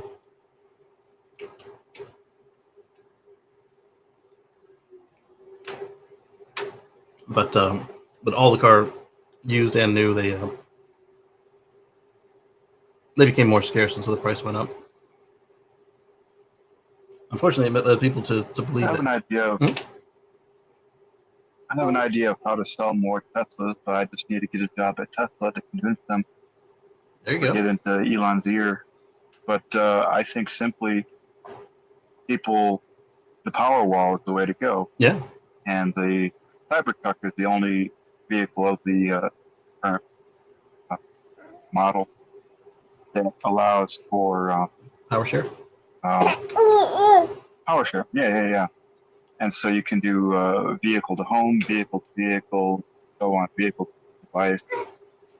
And if people could buy a battery electric car that will power their house 3-day power outage, and then everywhere else, you will get people being like, yeah, this isn't a car, this is a how to not die purchase. And not have to rebuy Especially when you had all those hundreds or thousands of people dying.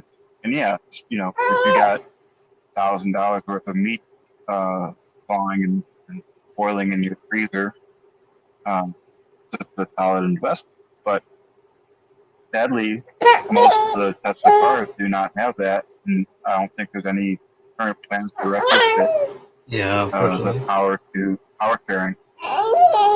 I think that'd also be a good move for the competitors. One, for the Tesla owners, it would force Tesla to think about it faster, and for the competitors, it would give them, especially if they have a NACS port, it would give them a slight leg up for a minute, because you can get a NACS with power share, turn that on your product, and you have however many weeks it takes Tesla to respond, that you have the upper hand. I think that's pretty smart. Well, in out of the box in places like California, power sharing would immediately help with load balancing. Yeah. So you could pull from the grid during low peak, and then pull from your car while you're at home during high peak. Exactly. So you get your AC on at 2 p.m. When it's the most expensive to have your AC on. But it's drawing it off your car, and so it's free money. Exactly. We spoke with on Tesla Life. We spoke about an interview that was done up in Canada, where one of the battery experts, they were doing these endurance tests, and he said basically as long as you keep your battery at say 70 to 75%, let that be your set point, and then you could use it for years for vehicle to grid, vehicle to home. If we can get the power companies on board, in addition to some of the manufacturers, I think that would do it quickly when you realize, oh, I can make $100 a month just parking this car in my driveway and telling it how far I need to go tomorrow, and by what time, and have it just be ready. Like, hey, never go below 50%, and I need you at 65% by time to go commute to work. That would be. I assume that you would know. You probably know off the top of your head how many kilowatt hours you get off most model battery. Mm-hmm. Yeah, so you learn what you need for your usage, and then this particular guy, he. No, I mean, do you know? A lot of them are in the 70 to 85 kilowatt hour range, but there's a few 65s and 55s out there, and a bunch of just over 100 kilowatt hours, like 120, 150. And then you got those GM monsters with You can 212. Certainly run your air conditioner, fridge, freezer, and everything. Oh, in the house, yeah. In the house, yeah. Yeah. I'm an extreme case. I do about 20 kilowatt hours a day in the summertime, 20 to 30. Probably more now with the server running here, so add another kilowatt hour or 5 per day. But the average American, I believe they've said, was 10 to 15 if they're not, really leaky heat or cool house. Oh, so you're talking about 7 days on one Tesla Exactly. charge. Exactly.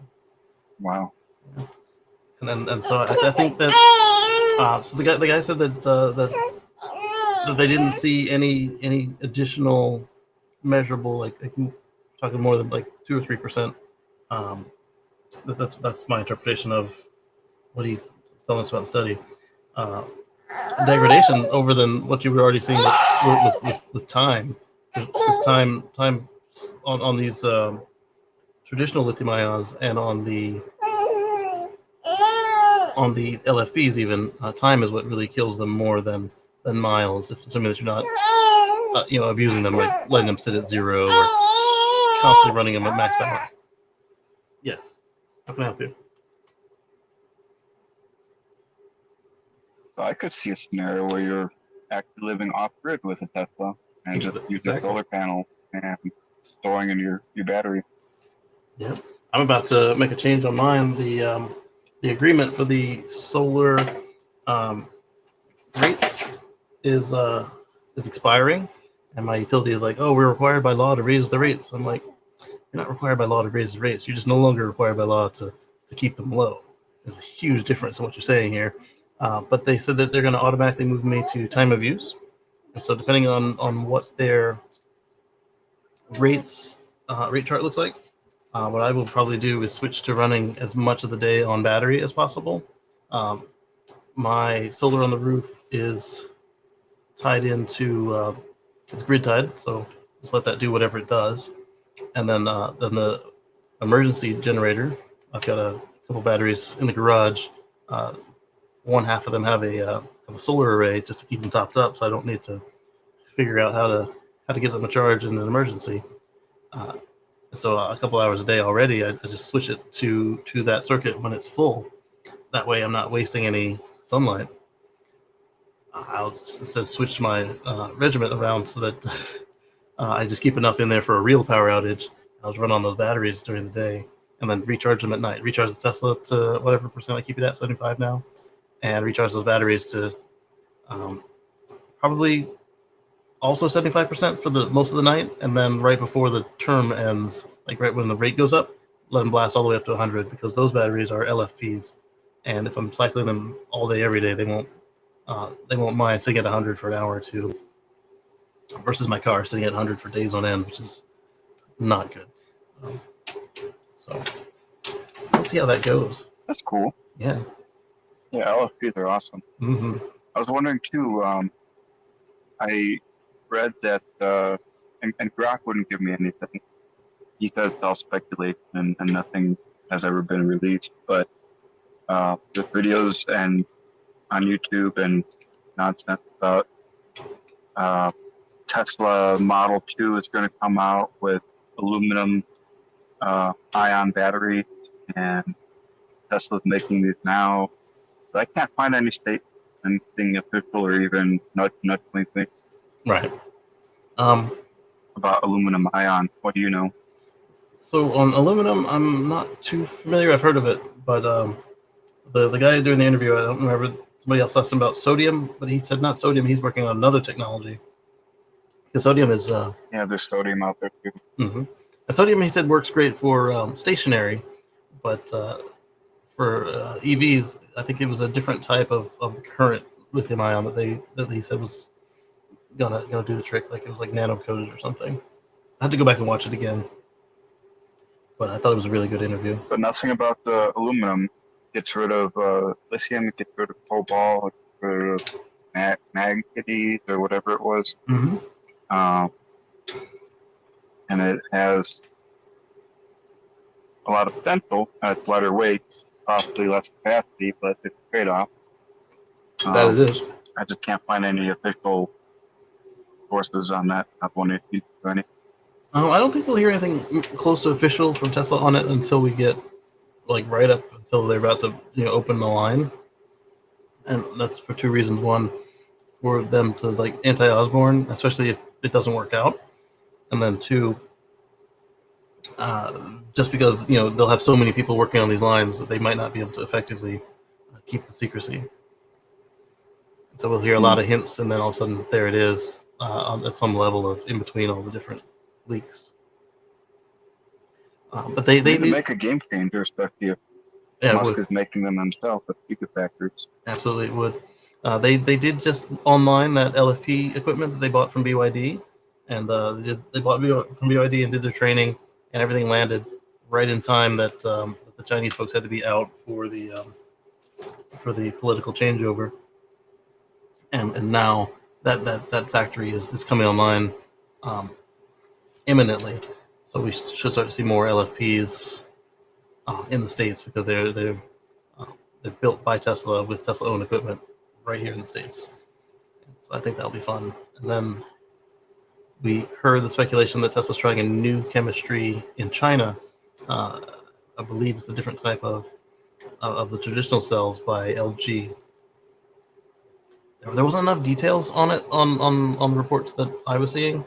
I did see that Ryan Shaw did a video on it that I haven't watched yet. I'll check that out, see what conclusion he came to, and see if he found any deeper sources than Mark and Patrick and I had, because his came out later, so he had more time to get more knowledgeable people. We'll see if he did or not. But it sounded like LG has got a little trick up their sleeve, and Tesla, being one of their largest customers, kind of got first crack at it. So I'm hoping it's something exciting like that. But if it's even if it's just a new brand name, that will be a chance to see some more changes. Because one of the things that happened with that is we saw the range rating on the Model 3 standard over there is it's gone up a lot. It's almost 500 miles, 500 kilometers, sorry. And the thing with them is they use a different cycle. LFP is still the lithium iron, right? Lithium iron phosphate, yep. And so I've heard a lot of different iterations of names like LifePo, and I was just wondering if the chemistry is still the same, or are they're all very closely related, and some of them are easily confused for each other. So LifePo, LFB, generally folks are talking about the same thing, but I do believe that LifePo might refer to a more specific, different chemistry than regular lithium iron phosphate. But it's still the same sort of concept. If it has less energy in it, it's more stable, it tolerates charges and discharges better, and it's cheap, comparatively cheap to make, versus having to get all those different harder to obtain metals than iron and rust. It's a lot easier to get hold of than manganese and nickel, cobalt, etc.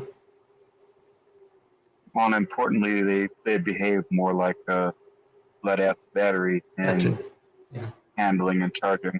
Yeah, and part of the reason it's off such success is we had that tech here, and we were doing well with it, and then we just tossed it aside because we liked when Sony brought the commercial first lithium-ion cell to us from John Goodenough and co. So we invented it, and they perfected it, and we jumped on that train. We let the patents expired on the LFP, and China picked it up, and then they continued to refine it. So that's why they're able to rival so effectively the more advanced tech. And so now we that we were going EV and we're going for stuff that needs to go longer, like grid batteries or home batteries. We turned our attention back to it. And now they've done their improvements from China on what we threw away, and we're starting to re-innovate on it. You've got some U.S. companies that have come out with some stuff that they say will be really nice for LFPs going forward. And then we've got the additional, you've got sodium air, you've got sodium ion, you've got a bunch of different techs that are coming out. And if any one of them can do half of what they were able to do in the lab in commercial production, we've got a new technological revolution ahead of us, just like how Moore's law with the doubling every 18 months or so of the silicon. The batteries, they were roughly 5% every 2 years.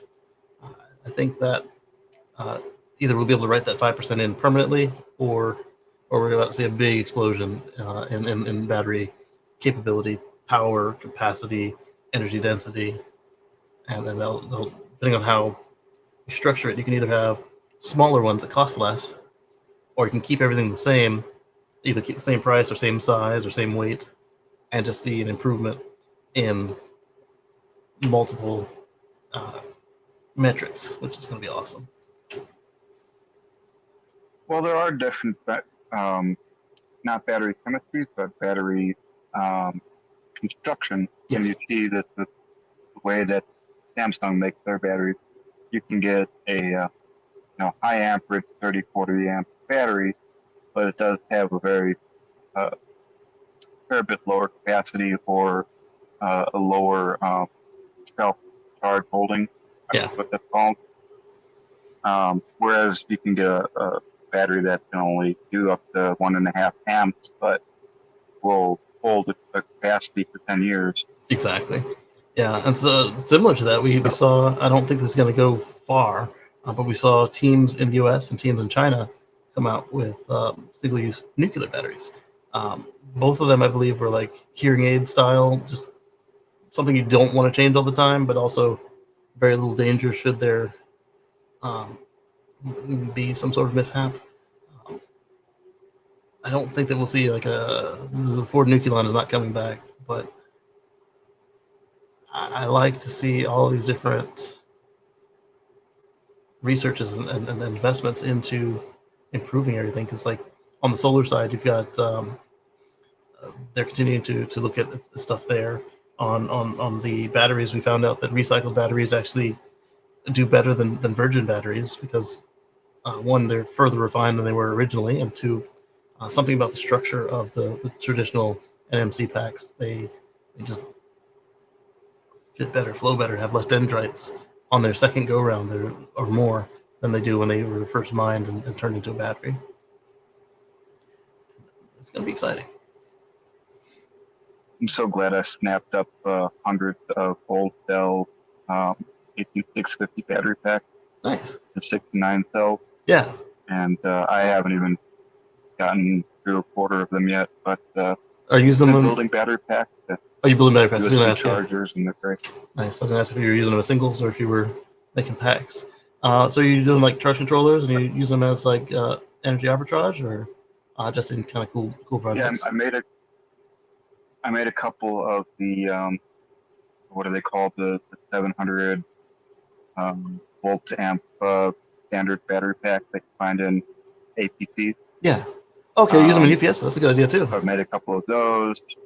I put I made a brick for a spotlight. Nice. that used to have lead acid battery, and I'm going to upgrade that to LED. I've got a bunch of the 12 cell and 18 cell USB-C battery bank thing, and so those things last for like 7 days on a camping trip. Oh wow, nice. And yeah, all sorts. I've got 30 18650 flashlights and thereabouts. There you go. Yeah, I'm loving this modern electric push that we've got compared to it's finally a continuation of like the promises of the 80s. Sometimes not as cool as before, but other times also more practical. Like they didn't see some of the stuff happening now that we have. So it's kind of cool to see like with the new microcontrollers we've got. Like you got Arduinos and ESP32s and any of these small like FPGAs and stuff that you can just combine, and like even Raspberry Pi was not really seen. It's phenomenal what we can do today. All right, so back on this chart, we see that on the U.S. side, there's actually more of the battery guys are plug-in guys are willing to go battery, probably for the same reasons as me. They have single-family home or charging at work that they can take advantage of, and so they'd rather just go full electric. And in China, a lot more people going from plug-in to battery. Probably same reasons. Like, hey, it's like, why does this gas keep turning on? And then they added in some EREV. How is that different than?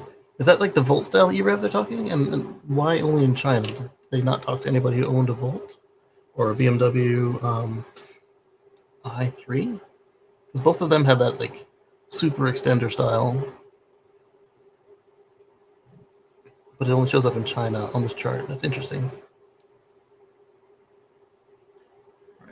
Mouse stop jiggling. Click the X. You can see his next point. Nearly half of American EV owners want to switch back to gas-powered vehicles, says McKinsey data.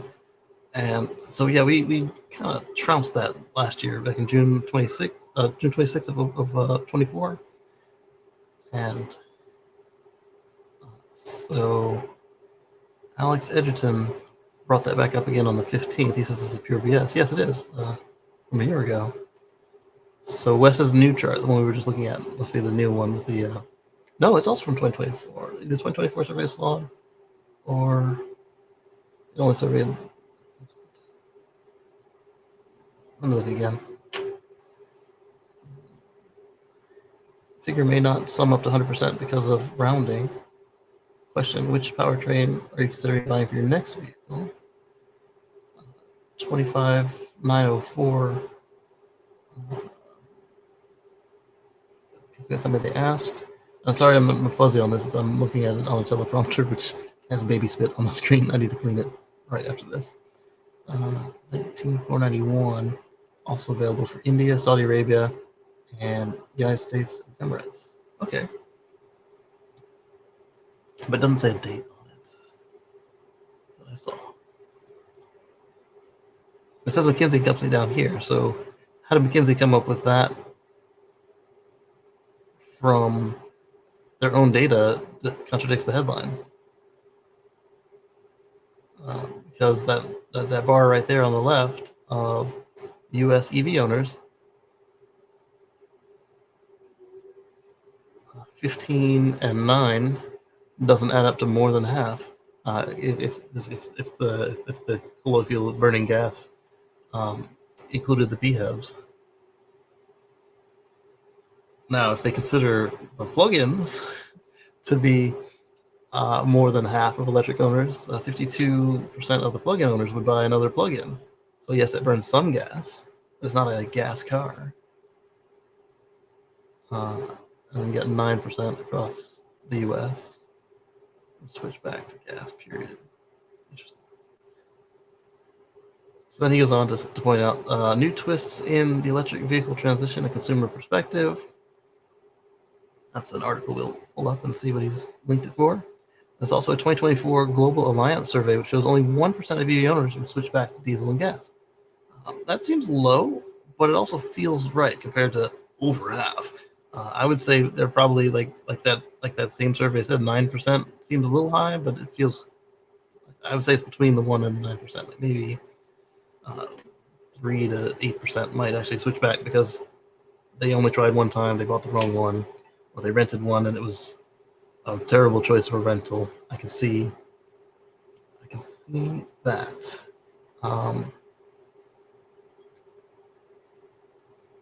Great chat while I'm cleaning. The newest addition to the family. Yeah, she's a little cutie. So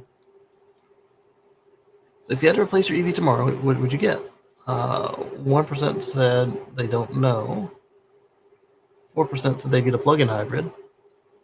That makes sense if you ever, if you had a small battery car and you ran into some changes, like the Uber driver that we saw from Kim Java, who he bought a standard range, standard range, not plus, not LFP, just a standard range NMC, and he was just running the heck out of it, supercharging every day, multiple times, and 100% charges all the time. He needed a long range, and that's not what he bought. And he bought it used, and we don't know that it didn't have problems before he got it and started, just smacking the heck out of that battery. But people like him, I would expect, might consider more plugins, or at least I could see them and understand them having reservations going into the next one if they don't buy cars all the time. So gasoline or a diesel car. Oh, no, okay, so that's the 1%, gasoline or diesel car. The don't know is bigger. And then 4% is a plug-in hybrid. And then other is smaller than 1% and don't know. Okay, so I can see that. These surveys are almost always only survey less than 1,000 people. Tesla, I'm sure, has better data on the retention rate. I would agree with that last part. I don't know to say that all of these surveys are not robust, but we've seen some that are less than good. My guess How would is. you feel? Hmm? How would you feel if EV and cell phone industry got together, put their heads together, and said, "Let's standardize what a charge is, and make it so that a 100% battery charge is 80% capacity, and a 120% battery charge 100% capacity. Make that standard on all cell phones and all EVs, and then people will figure out what they're supposed to be doing, and they'll just call it overcharge from that point on." That's interesting. Because Toyota did that on the original RAV4 EV. They had a boost, which would actually get you to a full charge, and then they had a regular charge, which was like an 80-90% charge. The only fear I have with that, Because then people would stop complaining about their battery. exactly, they certainly would.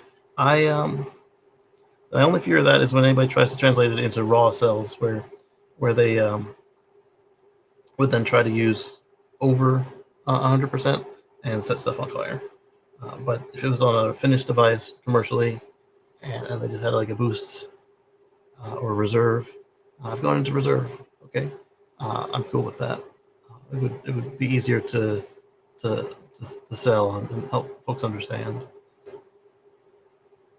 Versus, I paid for all this battery, I'm gonna use all this battery. Like, yeah, you can, but you're gonna be changing it in 10 years instead of 20. I don't keep a car for 5 years. Anxiety gets people when they don't see that 100%. They feel that charge anxiety because it's baked into their human genome. That if you see that 100%, you know you're doing something right. Exactly. Then you combine that with the mental conditioning we have for I have to go someplace to get more miles. They don't often think anymore. I have to go someplace to get more minutes on the phone. At least not for minutes to talk. But they still do have prepaid plans where I gotta go get a calling card, or I gotta push it into an app. But at least not to run it any longer. You don't think, I need to go around the corner to make this phone work longer. It's interesting. It'd be worth looking at, or at least doing a survey on. Not one of these trying to make a point surveys, but like a scientific survey. For me, the conversation already moved past switching. Well, and if nothing else, it would enable manufacturers to criticize customers outright. Say, yeah, you charged 120%. You did bad, smack. Yeah. Oh man, this battery needs replaced now. All of a sudden, you did 120% for a year straight. It's time for a new battery, new phone. What do you want? Versus, I ran this for 100% every day, and now it only gets to 115%. Okay. So. I ran this 100% for 3 years, and now it only charges to 90. Okay, wonderful. Is 90 enough for you? No? Okay, here's a new battery. I ran this for 2 weeks, and now it only goes to 5%. Oh, that sounds like a warranty claim.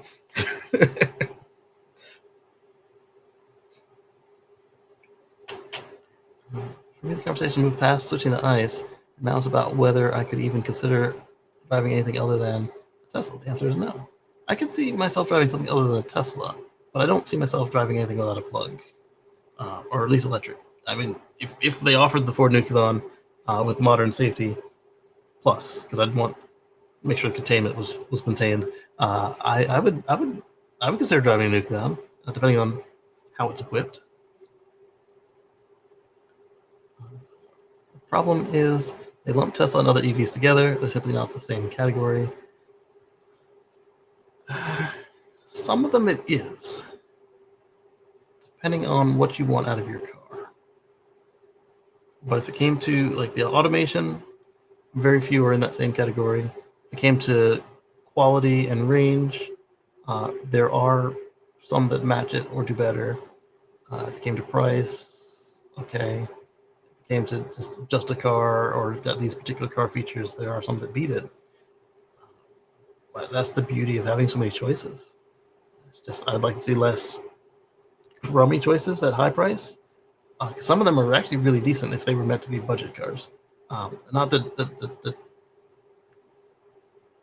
you don't deserve something nice if you don't have a lot of money, but some of them would make a great compromise. Like, hey, I've only got this, and I'm fine with the compromises they made for this. I'll take it and be happy. Versus, hey, I got this, XYZ car that Kacey made fun of several times in a row, and I live in Canada, and it's negative 40, and now I've got a 190-minute charge cycle to get back on the road because my car didn't have a heater in the battery pack. I don't want that even for anybody trying to save any money, or at least not without letting them know ahead of time. Hey, this car costs $20,000 less than the rest, but you can't take it on a winter road trip in Canada. If they know up front, then that's different. But if you just hit them with it by surprise, and it was cheaper, it's like, and if you hit them with it by surprise and it's not cheaper, then oh man, you done messed up. All right, so let's see. Anecdotal. I haven't been EV for 8 years. Tesla specifically, never going back. So how long have I been with a plug?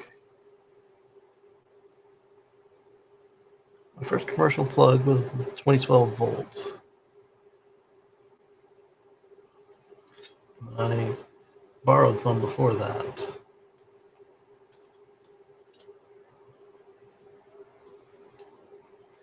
So reliably, I've been plugged in for 13 years.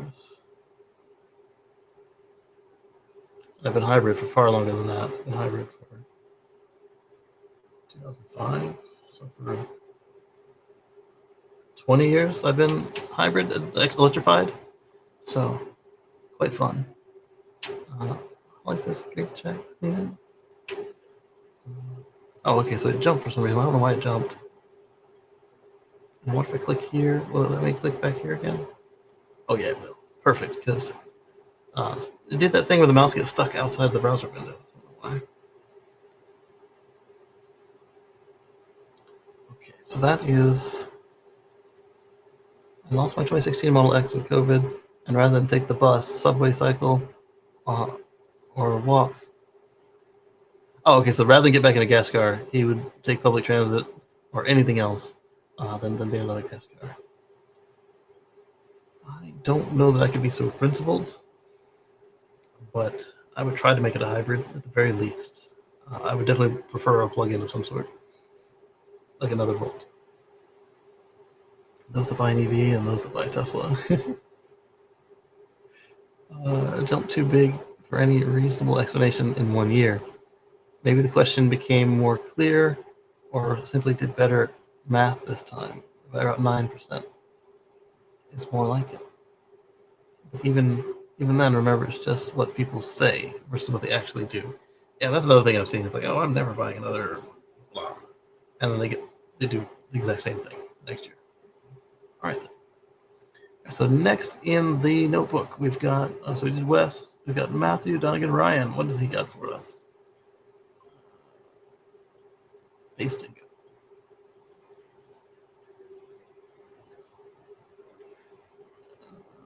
We've got...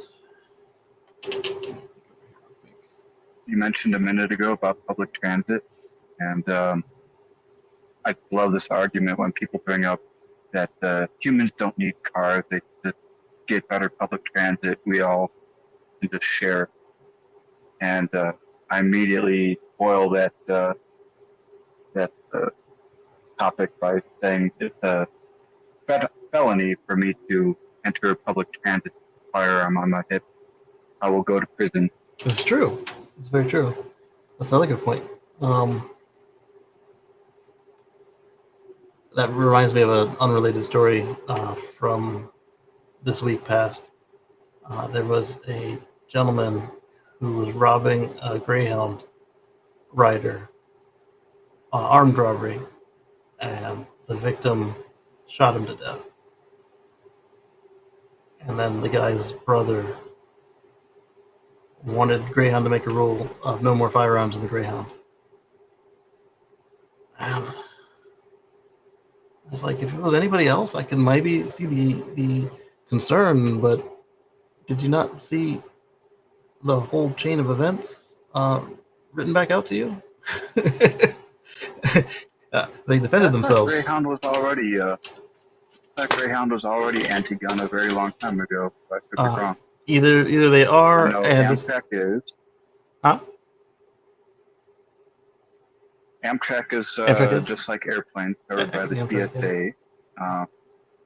It's federal, so it's federal felony. Yeah. So either I would suspect that the passenger either disregarded any regulations, or they don't have them on the bus, and so I would get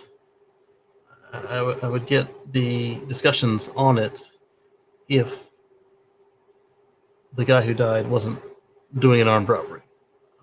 But I don't think they have any leg to stand on or even bring it up in that case, because it's like, here's your sign. It's like, if he didn't, he would have been.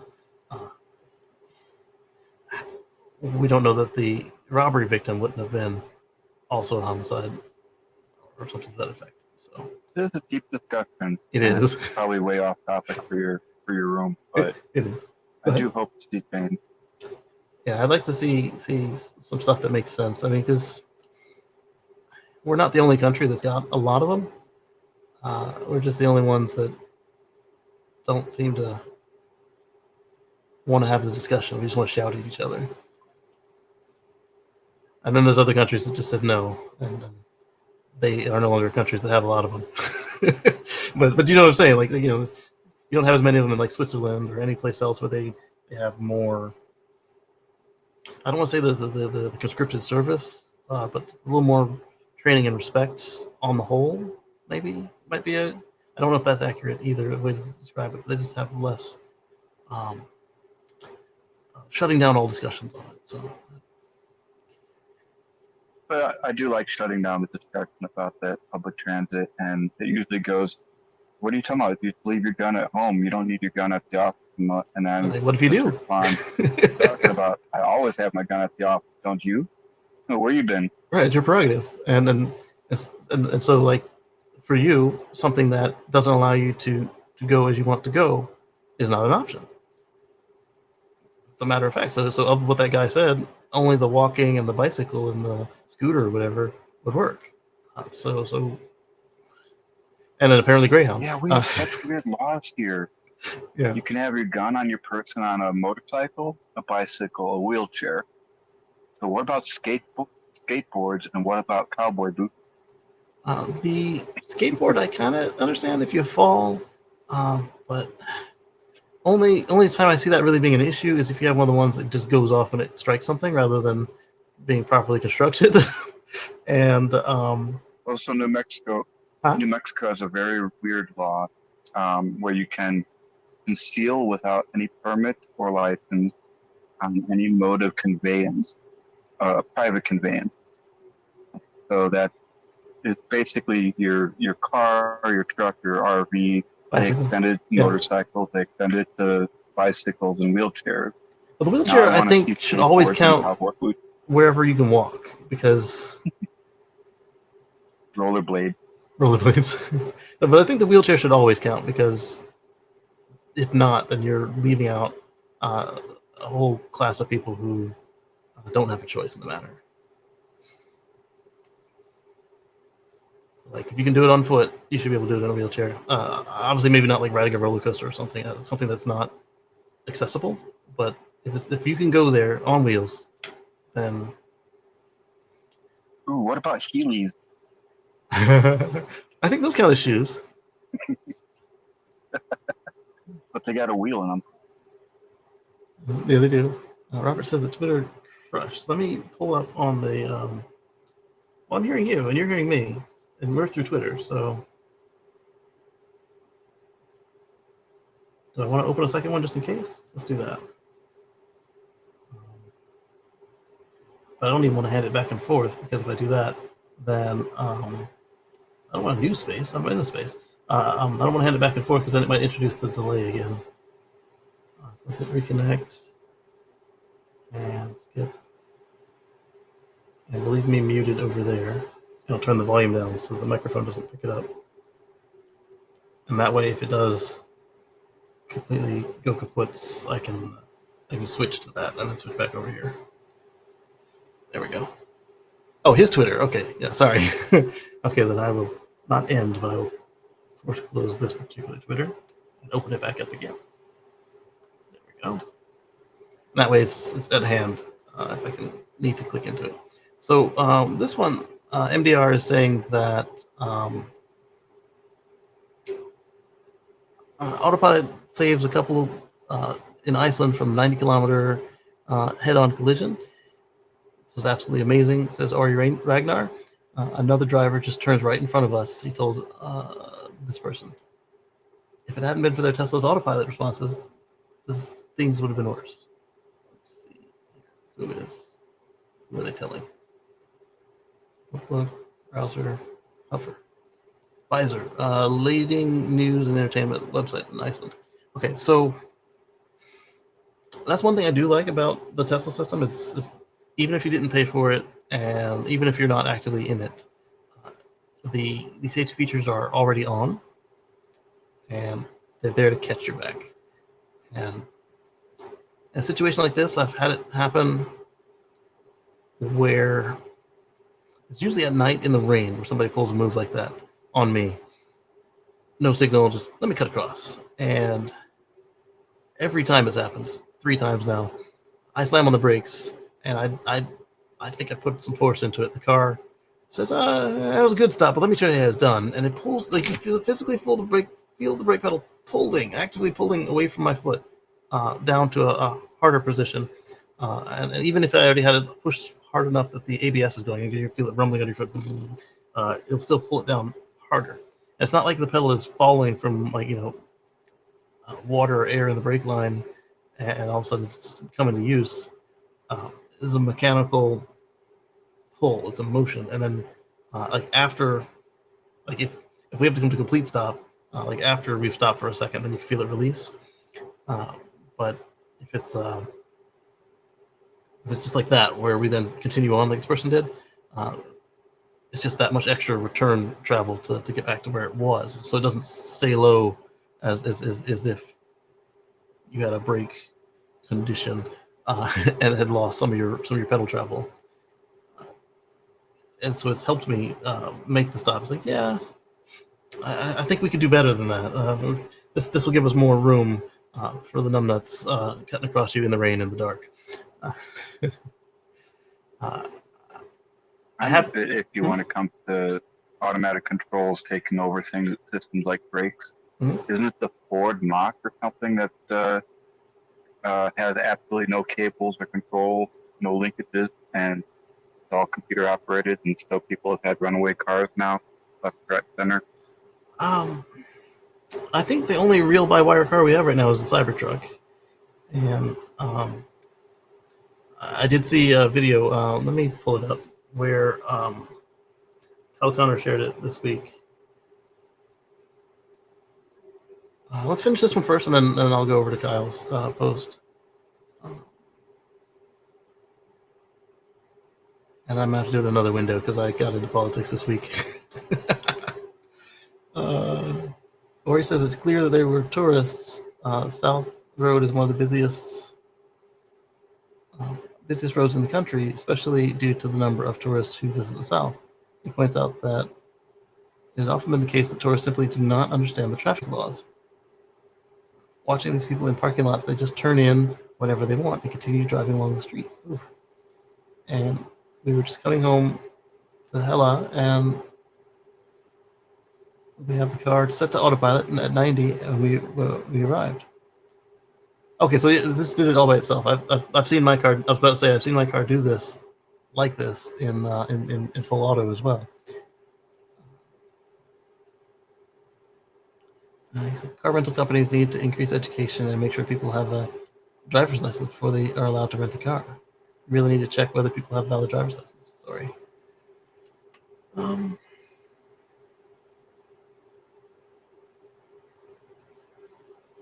leave you guys to that one. Our brakes did not exist before autopilot. Thank you, Tesla. Or in my case, as I said, I used the brakes, and the car thought it could do better, and it did do better. I always figured that I'd yank the wheel, defeating autopilot. I guess others say, let's see what happens. It depends on how quickly that happened, because it does look slow on the video, but it could have been a lot quicker in person, especially if your adrenaline doesn't hit. If your adrenaline hits, then that'll look slower than it actually felt. More interesting is that it hits the brakes first, then turns. It's an advanced racing technique that keeps the turn more stable. Yeah, but also the car had measured how much braking came out and realized that braking wouldn't be sufficient for what it wanted. So yes, you preload the suspension and the tires, but you also do the first smart action, which is just to slow down. And they dropped slime me. Let's bring her back up. And what's more interesting in these sprinklers, things could have been worse. Anyone paying attention to the road would have seen that and likely been able to avoid a collision as well. Anyone paying attention? But I don't believe we saw a turn signal on that car. It just flipped. I didn't see a flash on that screen. Okay, so let's go to my X again and see. I'm in Grok now. Let's go to and get my post on one more hour until the second flight. This one's a doozy. 14 hours SFO to HK. Easy peasy. The next 12-hour layover right before the next flight. What the heck am I doing? You got it, Brian. Keep on it. Okay, so there's me. Let's go to replies. I think it was 2 days ago.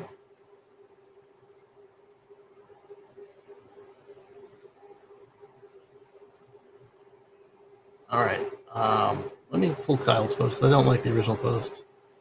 Copy link, and I'm going to paste it in here. Paste and go. And all right, we're going to pause that. And we're going to look at Kyle's point because he had a great point. Readers added context. California Highway Patrol released a statement clarifying the car was not driving in autonomous mode. The driver was arrested for suspicion of a DUI, but the DUI was not confirmed. Do I find this helpful? I do. However, that's not what we're after right now, because it doesn't matter what they say and what was going on, because Kyle's point is what I was here for. Maybe letting Jesus take the wheel isn't the best approach here. Brakes, neutral, electronic parking brake switch, start, stop button would all be better approaches. So a lot of the folks are complaining about the autonomy and the by-wire nature of this particular car. The car does have by-wire throttle, as a great many gas and electric and plug-in cars in this country have. It doesn't have a true by-wire braking. It does have, like the original Prius and the Prius 2 Gen 2, has got the it does blend in some braking based on what you're doing with the pedal. And I think even the Cybertruck has a hydraulic override. What it has is you push hard enough on the brake that you can push through the electric system and activate the hydraulics for the brakes. But the Cybertruck does not have mechanical linkage on the steering. And then, of course, like everything else in this country, it does have an electronic accelerator pedal. There's like no connection between the accelerator and what's going on, and that's fine because as I found out as I was selling cars, a cable throttle, if it's not properly maintained, is just as scary as a hypothetical stuck electric throttle. I say hypothetical because I don't know that we've actually seen any of these happen yet, where it fails open. The electronic throttle would, if competently designed, be designed to fail closed, so then the car will coast or regen to a stop. The poorly maintained cable throttle can just stick wherever you had it. So it won't fail open immediately unless you push to full. Then it can stick there, which is rare. What will normally happen, in fact, it's counterintuitive when you have a stuck throttle cable. Sometimes you want to push full throttle, just smash the pedal all the way down, bang, bang, bang, and then let go all the way off, foot off, and then that will allow hopefully the spring to get through the oil and grit to bring it back down. However, depending on where your sticky spots are, that could stick you in a higher spot than it was already stuck in.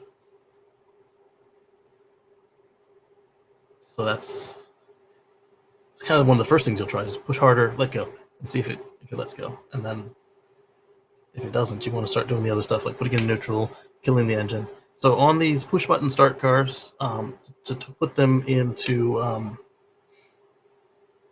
to turn them off, you just hold down the start stop on most of them. Some of them apparently there's like a key that you can get it, so you can actually turn them with a twisty. Or they've got the little nubbin on the steering stalk or on the dash that you turn off as well. Those are not as common, so the general advice is just hold down your start stop like an angry computer or laptop that you just want it to stop whatever the heck it's gotten itself into and it's just not responding. You just hold down power, kills it. You don't want to start there though, because it also turns off your power steering and power brakes on some cars. Most of them are smart enough that if you are still in motion when you shut them off, it will have a capacitor or a battery that you can maintain electric power steering and braking with. But you can turn it off. You can shift to neutral because if you're out of control, neutral and destroying the engine is better than many of the alternatives of crashing, going over a cliff, crashing into somebody else. You can deal with the rest later, or insurance can even get you a new engine. The parking brake is another valid option. You want to, if you have a handbrake, gently pull up and then keep bringing up more and more force. Maintain steering. Don't just yank on it, because if you are doing any steering and you yank on it, you've now initiated a skid, a slide, a spin. Not a good choice. And another reason you want to pull up slowly and firmly on it is that a handful of cars out there only apply the parking brake to one wheel, one tire. Another handful. Mine, if I drive 90, the rear wheels only. Yeah, rear wheels only is fine, but some of them only do one rear wheel, which is a choice. Many others do both rear wheels, but something has happened to the linkage, like Kyle's RAV4 EV. It only applies the brake to one rear wheel, but not by design. So if you yank up on it, now you've really caused yourself some problems if yours was on the edge of that, or if yours is already one that only does one wheel. So you just kind of ease into it. So the next thing with that is, just ease into the brake, the parking brake, if it's a handle or a foot pedal. If it's electric, just pull the button out, and that one depends. Just one pull, and it should work. But many cars, if they still see they're at speed, if you do one pull and it thinks that you're still trying to drive, it will start, and then it'll undo it. So in those cases, it's just like the turning it off, but you have to continue to hold it. Pull it out, and keep it pulled out. I say that. Do we maybe need a standard for like That would help. heavy equipment, heavy machinery has a panic button or a stop button? Yeah. So like no mistake, you No press mistake. it, the equipment to become safe. Yeah. Now I know that there's a lot of stuff going on inside of the car, and Mhm. you've got, like you mentioned, you've got your parking, your neutral, your emergency brake, your Yeah. brakes. Is there room to come up with a standard that all vehicles behave the same way if any one of these things are done while in drive? So somebody slams the car into park versus pulls on the e-brake versus turns the car off. It all Right. does the same subroutine of going into limp safety, pull over to the side of the road, and cannot be restarted until you come to a complete stop. I don't know about the can't be restarted, but yes, I think it would be helpful to have a standard because, like I was saying, with the turning it off, that is essentially a kill switch on the modern car, but they don't all have the same one. It's not a big e-stop button. On the Prius and others, you're holding down the power button. On like the Infinity or whatever, you're dealing with the little nubbin. And if it's not your normal car, if you're in a rental, yeah, you should have looked at the book, blah blah blah. But who does that? Even me, Mr. Read the Manual, doesn't always read um, the whole of the book before get rolling. Like they had me in that awful Jeep Gladiator rental that one time, and I didn't read the manual on it, so I was missing what to do about the making sure that the four high was actually in two, and I wanted to make sure, but I touched the lever and it didn't do anything. So yeah, Like even the new robotaxi, Mhm. they have the safety driver and the passenger seat. Right. His kill switch is the Open the door. the door lock, Yep. Yep. the door lever. Yeah. Yeah. And so that's like throw that into that whole combination of shutdown routines for Yeah. safety. I do like that. No, I think there should be a standard though. Right, and that's what I was about to say. Is I do think, and I do like that on that one. It does seem to be a standard. The Waymo and Tesla screens are identical as far as um, you need the car to stop. You're in the back seat. It's the same layout, and I like that. So if that turns into a standard, I'd be fine with that. Same thing to do, like you said. Neutral is obviously easy. That's pretty standard, and it just removes the power from the wheels, and that's fine. But like you said, next when you another option is to put it in park. When you put it in park, what happens? If there's a parking pawl, some of them have either a ratcheting system or just are engineered correctly so that they don't break the pawl when you try and slam it into park at a high speed. Some are not that well engineered, and they do slam the pawl in, and now you've got worse than what I said about the e-brake pulling out just one wheel. You've now momentarily stopped the usually the front axle, and then it breaks off, and now you have that bit of control is gone. Whenever you do finally bring the vehicle to a stop and try to park it, it will roll.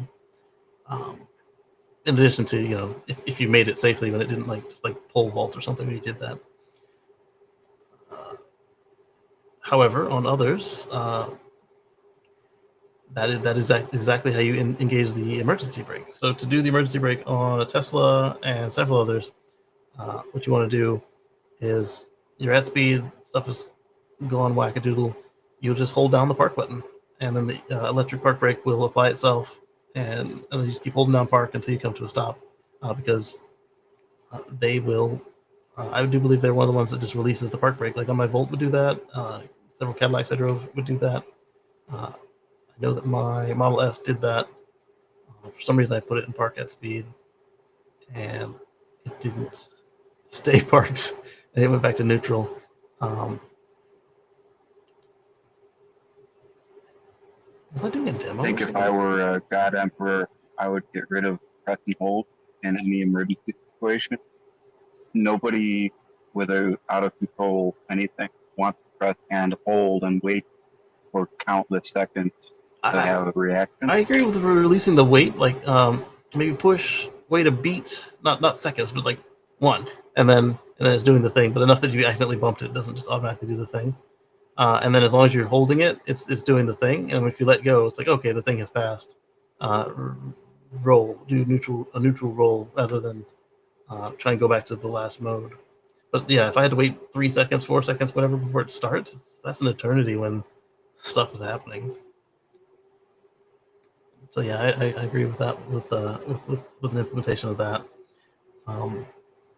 Yeah, I'd much rather have a lever, pull, or slam forward, a clutch, or Exactly. not a clutch. Exactly. What do you call them? Yeah. So another thing is the service brakes. Just use the brake pedal. The brakes might not be fully up to the task, but they can always override your power source. If your anti-lock brakes aren't working, or if you don't have anti-lock brakes, you want to pump it. If you do have anti-lock brakes, you want to just hold it down. If you're having a fluid failure or whatever, and you have anti-lock brakes, then you're gonna have to wait and see. You're gonna have to try holding it down and see if it does the right thing, and if it doesn't, then you'll want to pump it there as well. Try and get something to happen. But as Kyle said, doing nothing is not the right answer. Yes, he did one thing right in this, and that you can see the flashers are on to let other drivers know that something is happening. Let's blow this up. And I will say, at first, I was just infuriated. Not infuriated, I was just disappointed and upset for the guy. And then at the end, I became infuriated when I saw that there were uninvolved people who were roped into this thing. So let's make this bigger and take a look. This is the guy that's grinding into the wall the whole time. That's the guy. That's the guy. All right, so let's hit play. And as Kyle said, try something. Push the brakes, turn the wheel, turn it off, neutral, anything other than taking your hands off of the wheel and saying, praying. Other than praying is bad, but you can pray with your hands on the wheel, man. Here we go.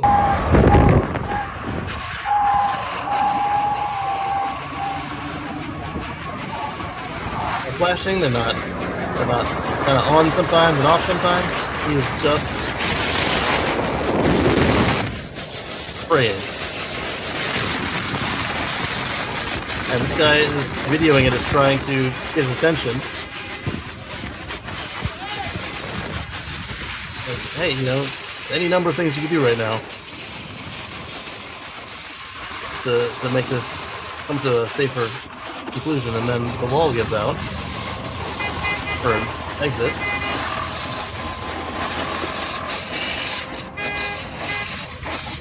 Right there. And that right there is... Yeah, that was I'm still infuriated by it. And people are like, oh, well, Did they find him drunk? They didn't find him drunk, but they did find him at fault. So, I mean, people are blaming the Lexus driver for not paying attention to what was going on, but could he even see? I mean, yeah, you can see the smoke, and you can see the guy honking, but why would you think? I mean, I might, because I'm a more situationally aware driver. Yeah. So right here, it looks at this point that from Did the way other party survive? it said nobody had any injuries, which was a blessing. Oh, good. Good. But right at these clips right here, you can see it looks like the barrier did its trick and crushed the wheel. So the wheel can no longer, the front wheel anyway, the rear wheel is still motoring along. The front wheel is no longer able to do anything, which is in a normal collision where people don't just keep powering through. That is the right answer. It disables the car and makes sure it doesn't hop the barrier, because if that had been a bridge, hopping the barrier is terrible. I mean, even hopping this one would not be good, but so now it's locked hard right because there's no longer a wall. This guy there's still no brakes.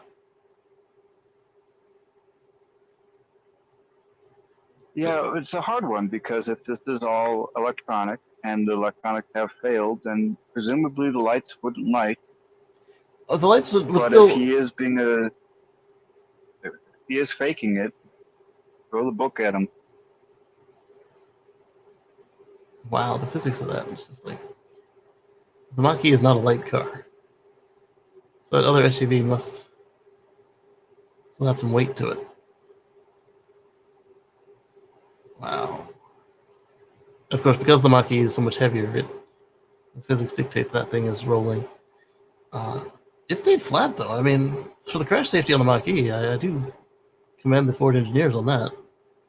That kept him safe, and had that been, an innocent, they would be safe. But this didn't have to happen. The brake lights would still turn on even if the brakes don't work. That's how we know that he's not applying the brakes at all, because that's just a simple, dumb switch. You've seen it before where the brake switch has failed, and you see somebody driving along and their brakes aren't on, and the lights are just lit up, and you're like, what are they doing? What's going on? That's how they're supposed to go. And usually what happens is if they fail like that, it happens a bit at night, they didn't realize it, and then the car is just dead in the morning. So then you don't have them driving around with the brake lights just running. But so it's not that. There's just no pressure on the brakes at all, and the switch, the way it fails is to fail closed on that one, so it should light the brakes up if it's failed. This one's got hydraulic brakes in addition to the brake blending, so pushing it at all, if the computer's locked up, pushing it does not pull out your hydraulics. They may be pushed further in the pedal like they are on the Cybertruck, for instance. In the Cybertruck, you have to be almost pedal to the floor before, or a really sharp jab before the hydraulics activate. So this one might be like the last quarter of the pedal, or the last half of the pedal is where the fluid gets pushed to the master cylinder. But I would think that if I'm that scared enough that I'm like, just off the wheel praying, I would have already pushed the pedal all the way to the floor. But you don't want to just let it go. You want to hold it down, because that's how it's going to work.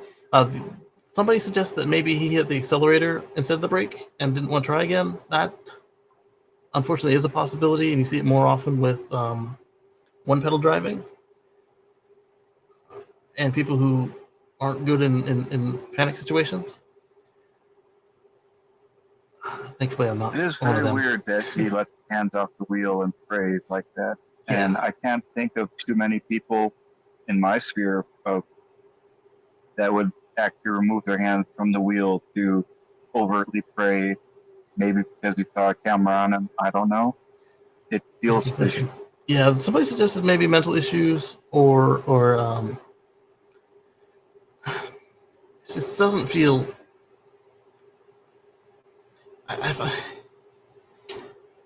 Not all guys are car guys, but there was no effort made here. And it's obviously happened long enough that the guy thought to take out the camera, chase him down, and try to give him the fatherly advice he never had about how to turn off a car. But I mean, you'd see me on the screen, on the phone, any number of things before hands totally off the wheel, trying to get this thing stopped. On the phone, simply, hey, Ford support. Oh, hey, get me the flipping people now. I don't want to talk to your robot. I have a life and death emergency here. And they say, oh, pull the fuse. Oh, okay, let me do that while I'm pasted to this wall. Something. And so I was disappointed and kind of saddened watching the beginning of it. I'm watching on the other screen, the video on repeat. And at the end, like I said, I became just infuriated and unacceptable. That these other people had to be the victim of this profound ignorance. Did you see the semi-truck crossing lanes to make a U-turn? That one didn't end as well. What? Can you send me that one? Or put it in the pill or DM me so I can grab it? It was yesterday or the day before. Alien migrant in a semi-truck tries to make the U-turn, and then a car smashes right underneath this truck. Ooh. And was it like one of them, like that Iceland case where they made a hard U-turn in front of everybody, or was the car not paying attention and just wander around it. I don't know the Iceland case, but yeah, it was a hard U-turn on the highway, and the video vantage is the in-cab dash cam pointing at the driver and out the driver's window, and you see the other car slam into the cargo behind him. I'll find it. That's pretty recent. Yeah. I've got my own car versus semi, or actually semi versus car. With the Model S, we got rammed 3 or 4 times by a semi truck, and there's finally been some motion in that, and eventually I'll be able to share the video and discuss it, but we're still not there yet. There's still stuff this insurance company can do to try and screw me over. But eventually, I will share. Okay, so while we wait for you to find that video, let's go on over to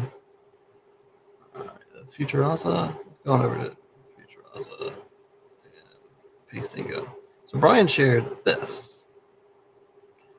I talked with a local advisor about inventory. It is lean. If you want a federal credit, now is the time to jump on it, or you may miss entirely. Any discounts offered after September are unlikely to come close to this in sheer dollars in your pocket.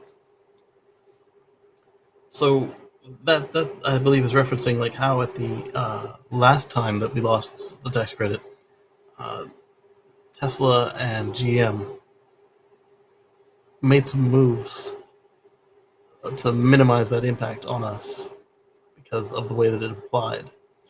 And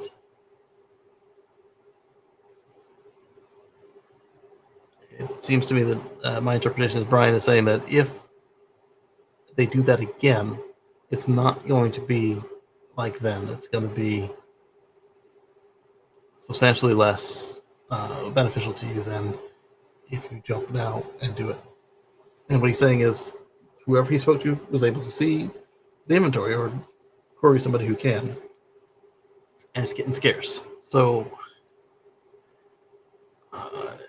if you wanted one of these and you wanted the tax credit, you've got less than a month to make it happen. Realistically, I mean, yeah, you've got a month and a half to make it happen on paper, but you got to make sure that all your funding gets moved around correctly. If you're getting a loan, you have to make sure that gets secured correctly and processed correctly. You have to make sure that the car gets delivered to the delivery center and you pick it up and you're showed on paper as the owner. You don't have to take it home. You just have to, own it. So your sale paperwork is done. You have the keys, and maybe you pick it up the next week because they're doing some cleaning or some stuff to it. But the sale is complete. It's recorded. It's processed, and then as long as that happens before midnight on September 30th, you're good. But what's happening now? Say, I have to have a blue one. There might only be 2 blue ones left right now. Do you want to wait and hope they get one constructed and delivered and everything in time for a blue one? Is it worth $7,500 to you? Maybe. Not to me. What is Tesla charging for the paint? $2,000 to $5,000? And you just paid $7,500 for paint if it was a case of, I got to have the right color. So, worse than that, if it's something that actually affects you, say, hey, I'm getting Model X. I think it still qualifies. One of the Model X's that do qualify. And I want to get the 7 seat because that's what I've got now. And all they have left is 5 seats. Well, if you often have 6 butts to go in the seat and you only have 5 seats, you've now locked yourself out of one that could work for you. And say, okay, well, I'll get something else.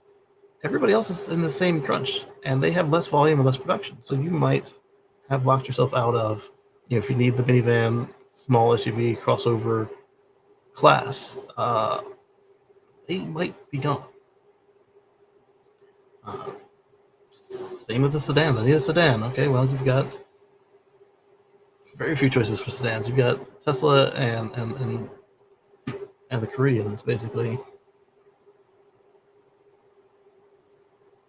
Hyundai, Kia, Genesis, they're doing the best they can with that Georgia plant. It can only run so fast. There's only so many Model 3s that we've got right now that qualify. The longer you wait, the harder this becomes to complete successfully if this was in your budget and in your goals on your timeline. Brian right here is confirming that while Tesla is telling us about it, they're letting us know, but they don't have as much as they used to have on the ground. And one thing I speculated on the show, I speculated that perhaps as they know where everything's going to go, if it's something at the last minute,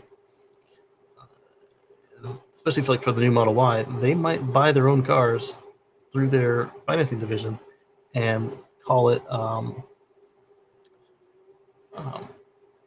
hey, these are all robotaxis now. We own these. We got the tax credit. They're robotaxis now. So that's another thing to look at. All right, so let me look at my messages here real quick.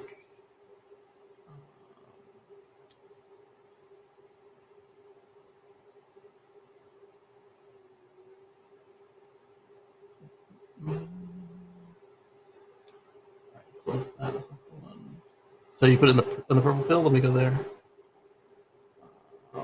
Oh, you directed me. Okay, perfect. I sent you a private message. I don't want to pick any one particular article. Okay. The least strong language I found calls him a muppet, but there's a lot of strong language on most of these posts. Muppet. All right, I'm searching it. Paste and search.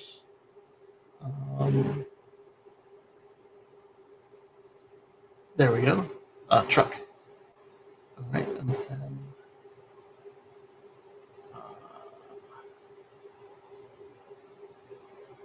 wow.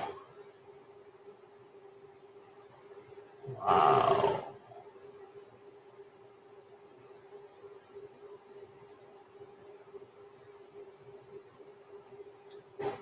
You're right. I do need to be careful which one of these we picked so I don't get my stuff censored here. Put it on there.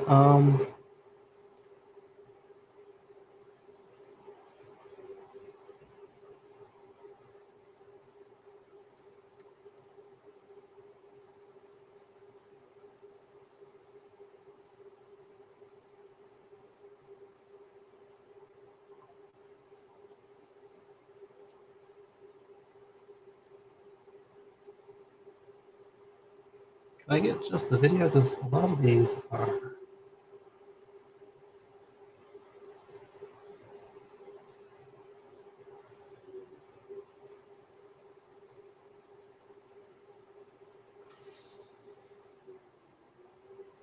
I think I know how I can do it. I can open it in a different window, make it big, and then share it.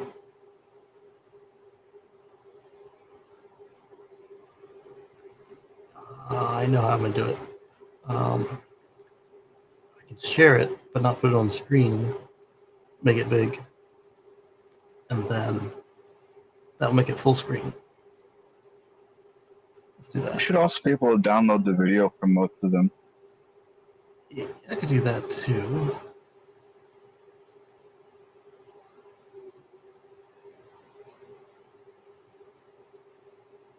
Download it.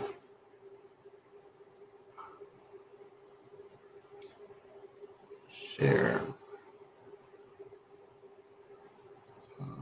Share screen. I want to share an element. Background audio. Okay, yeah, I can directly share a video on this platform. I wasn't sure what they allowed on this one. So let's go here to. It's got music.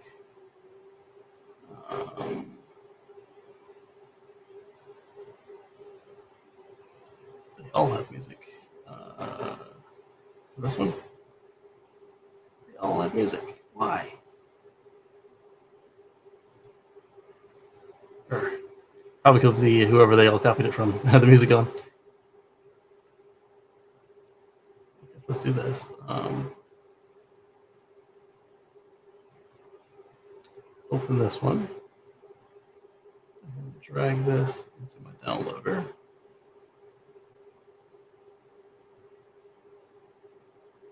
There we go. Download direct. Wait for it to go bling bling. It did. It did not. There it goes. Show me that.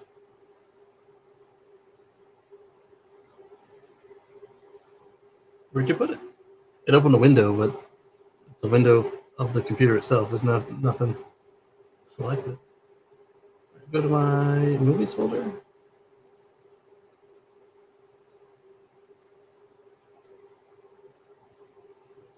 Go to my downloads folder.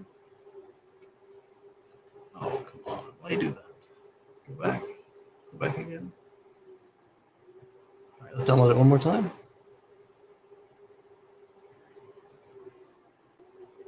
It's got a place that's supposed to put these, but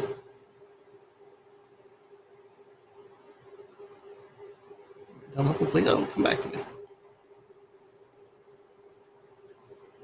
Same thing, you just open a window. So what I'll do is here, share video. Warning, uses more resources. I understand, I've got resources. Then I will go to movies, I guess. It's not a movie. Yeah, it is a movie. Okay.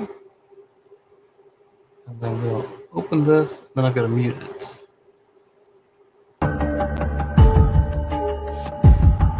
There.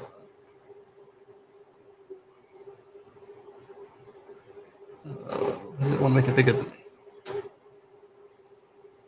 So he just, where was he going?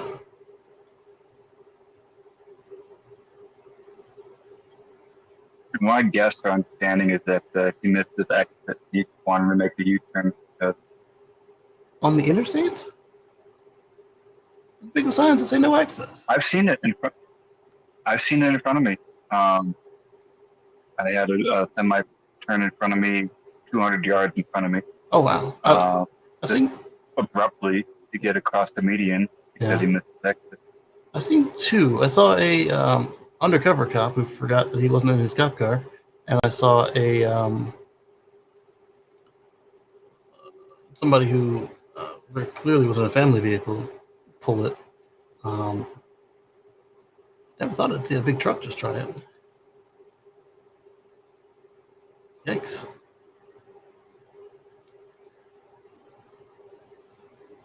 And so anyway, most of the comments on it were very politically charged, one way or the other. Mostly one way, but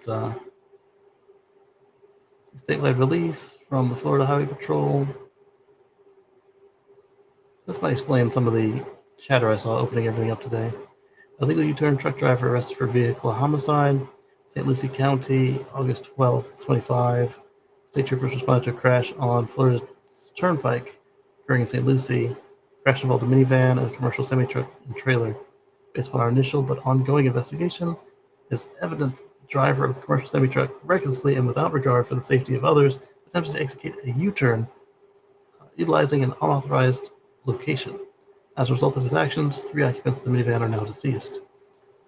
State troopers obtained a criminal arrest warrant for the driver for 3 counts of vehicular homicide during the course of this criminal investigation, and with the assistance of Immigration and Customs, state troopers determined that he had entered the United States illegally, crossed the Mexico border in 2018. The defendant obtained a commercial driver's license in California under federal authority designated by ICE to the FHP state troopers through the 287G program. The actions taken by the defendant while operating a commercial tractor trailer are both shocking and criminal. 3 people lost their lives as a result of his recklessness, and countless friends and family members will experience the pain and loss forever. He is in custody on a vehicular homicide charges, 3 of them, and immigration violations. He will no longer be able to damage or destroy the lives of Floridians and visitors. At the conclusion of his state charges, he will be deported.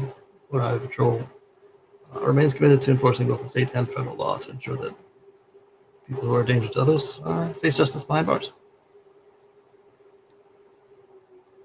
I would have to say that they did the least politically charged take on this, keeping it to as many as just the facts as possible.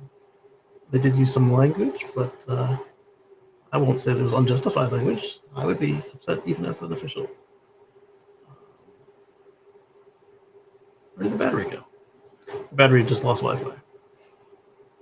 I've got a new Wi-Fi access point coming, but it's not here yet. We're at 98%, so I'm going to run it on battery now anyway, just to make sure it's not full whenever the sun does come back. It's kind of a rainy, blustery day. It is pretty wild, though, that California was handing out CDLs to illegal migrants like candy as a matter of policy. And George Ryan, former governor of Illinois, was imprisoned for 10 years for accepting bribes to issue CDLs to illegals from Mexico. Mm-hmm. And actually, interestingly, Trump granted him clemency after. He's got a lot of people clemency or pardons. Yeah. Holly says, great stream. Thank you. Yes, thank you, Holly. So on that one, I'd have to look up what the program is. I'm wondering if the guy fraudulently used this program or if it did what it was intended to do and he was just a really bad driver. Point of the matter is that he did do what he did and hopefully faces justice. I'm looking over at the repeat again, definitely off to the left of the camera. And hopefully any deficiencies in said program are addressed, because that is not an acceptable outcome. Just like the gentleman who did not keep his hands on the wheel of his Mach-E. It's unsatisfactory. It's not good.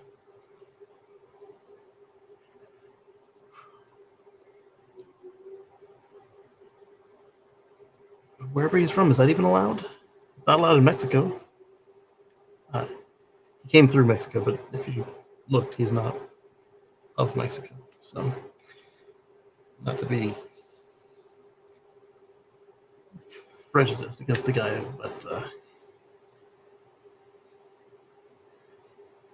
he may have come from Mexico, but he does not give the impression of somebody who came from Mexico. No, other articles say he's from India. From India? That's what I don't know what to say where he's from, but he doesn't seem to have been somebody who grew up in Mexico. That's what I was getting at.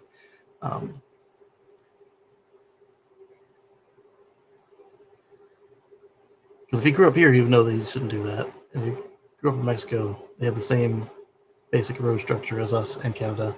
There are differences between the three countries, but they're not great differences between the three, other than the kilometers versus miles.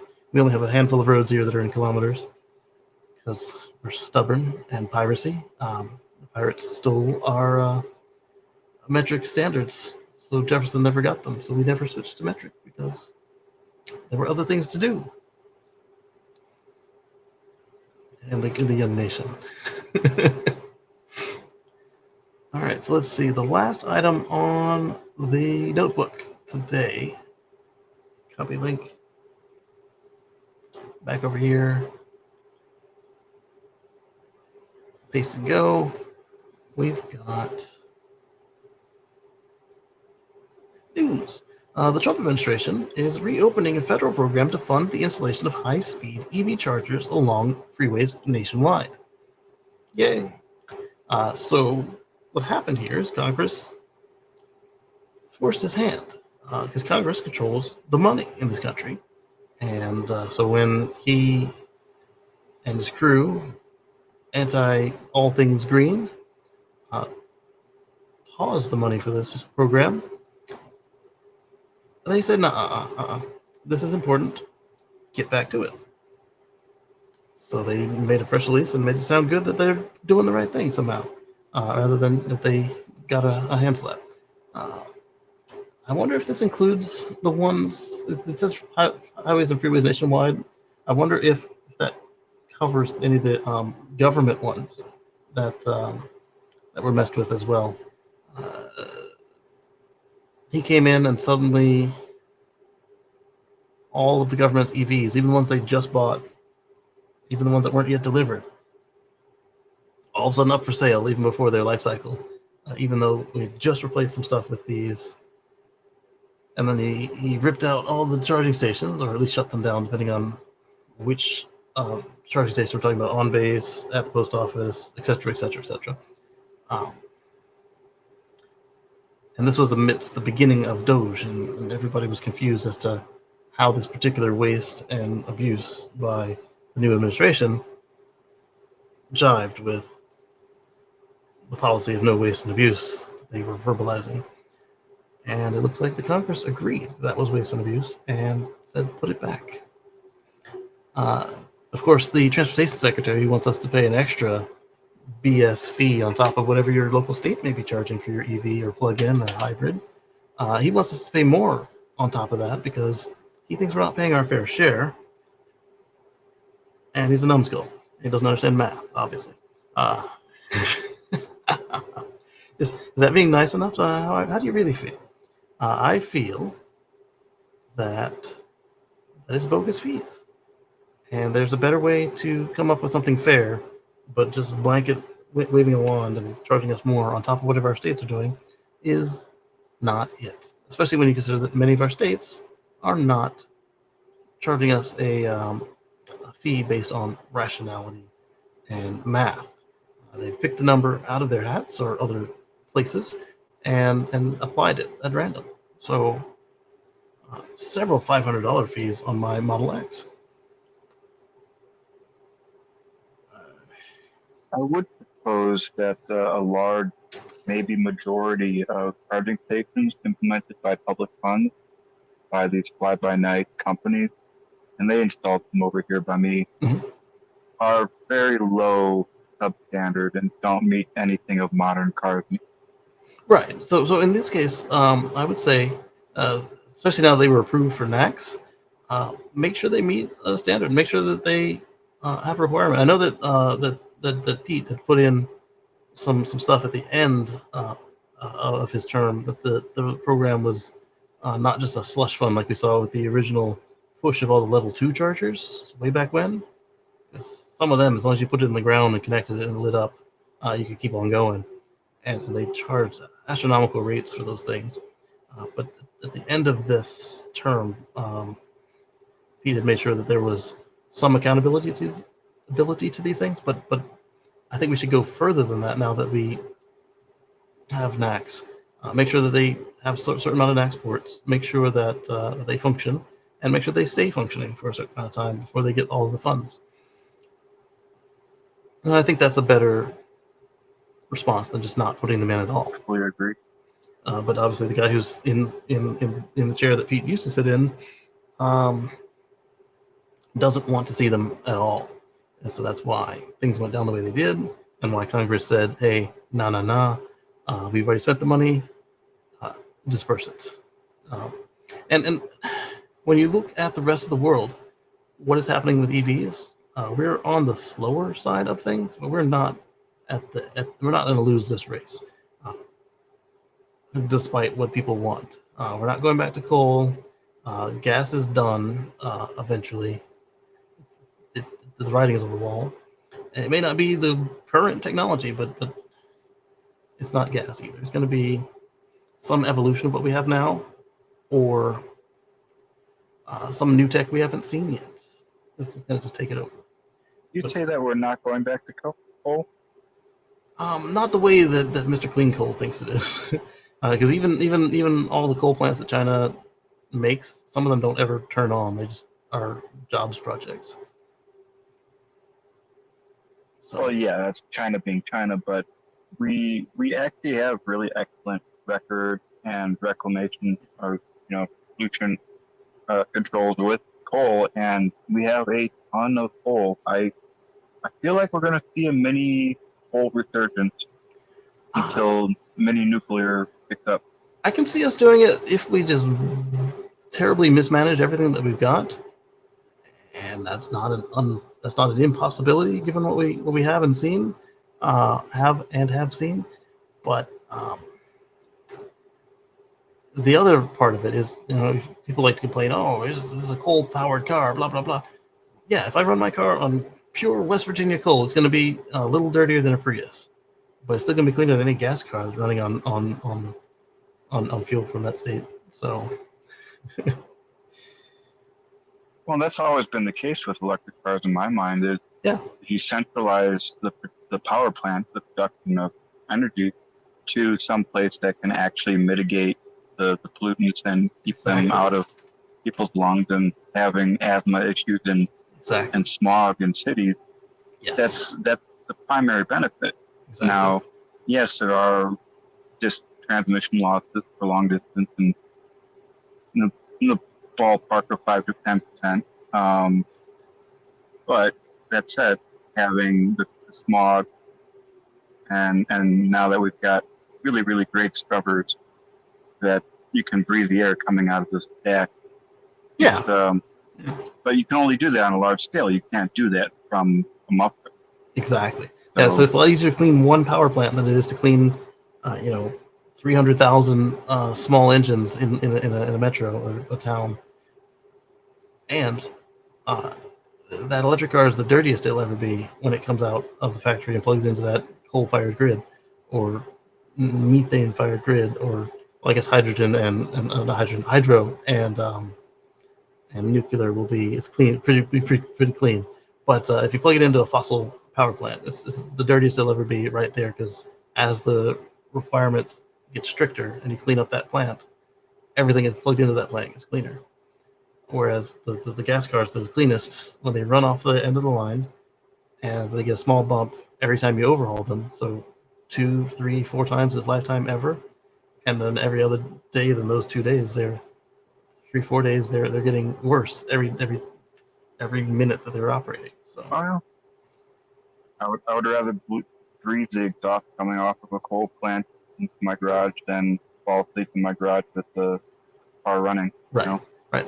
Well, I mean, I don't want the plant piped into my house, but as it is today, like if you leave the plant running and I close my garage, exactly, the coal plant is not going to be a major issue for me before I run out of hunger or thirst. Whereas the car would be immediately an issue if it was not an EV.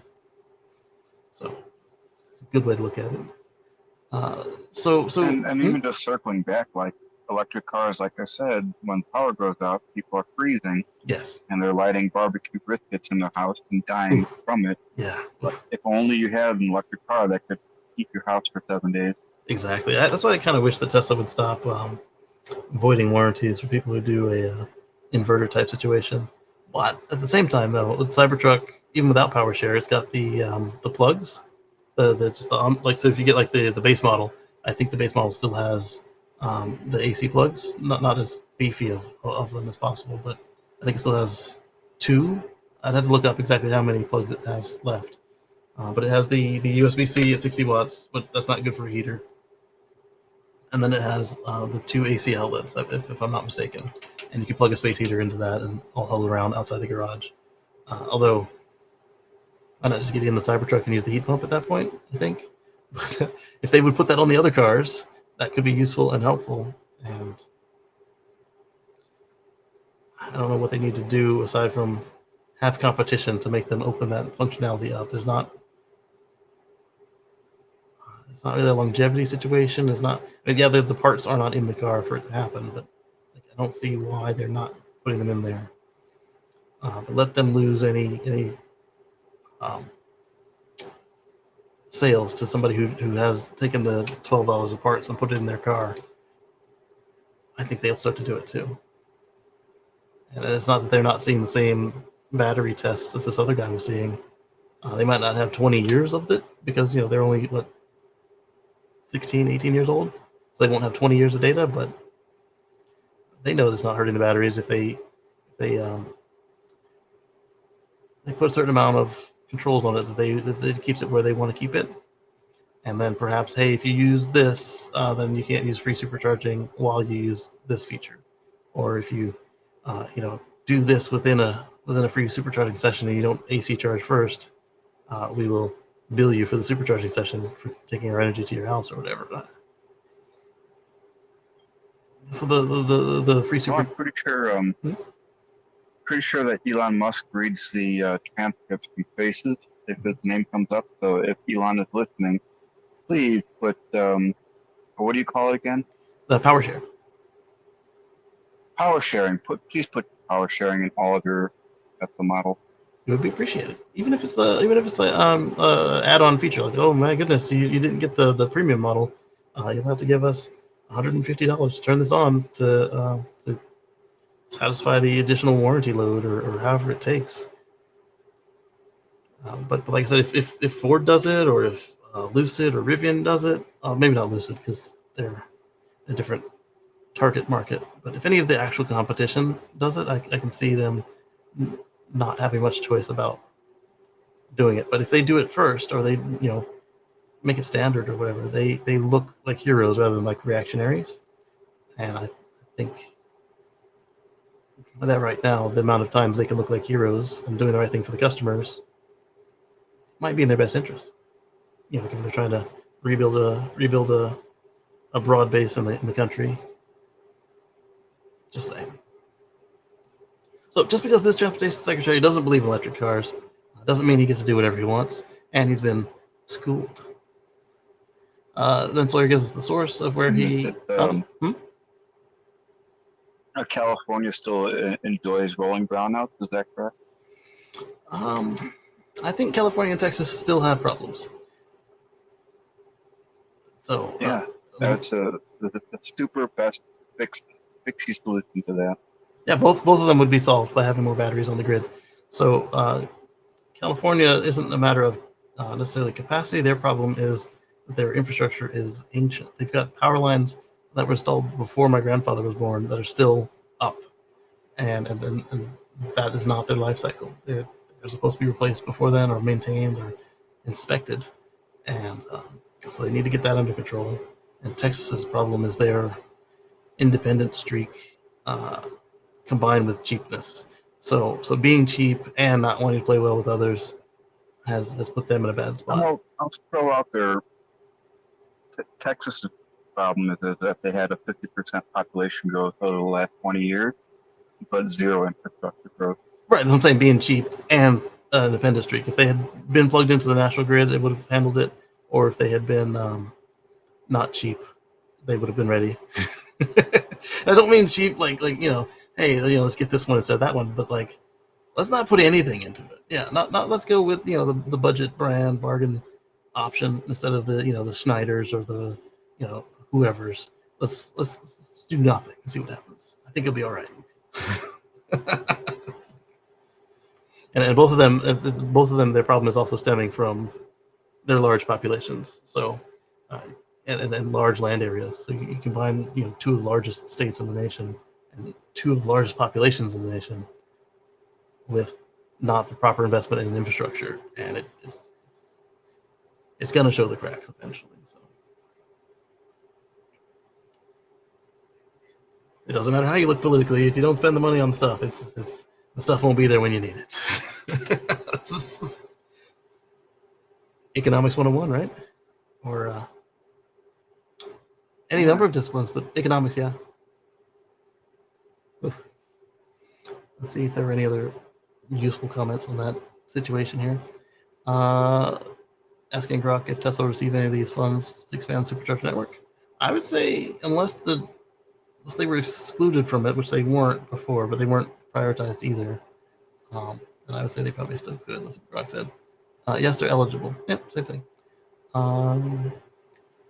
Good news, and definitely didn't expect this. Yeah, I didn't expect it either. I mean, I knew it was supposed to happen, but I didn't count on anything that's supposed to happening. Pragmatism, I guess you could call it.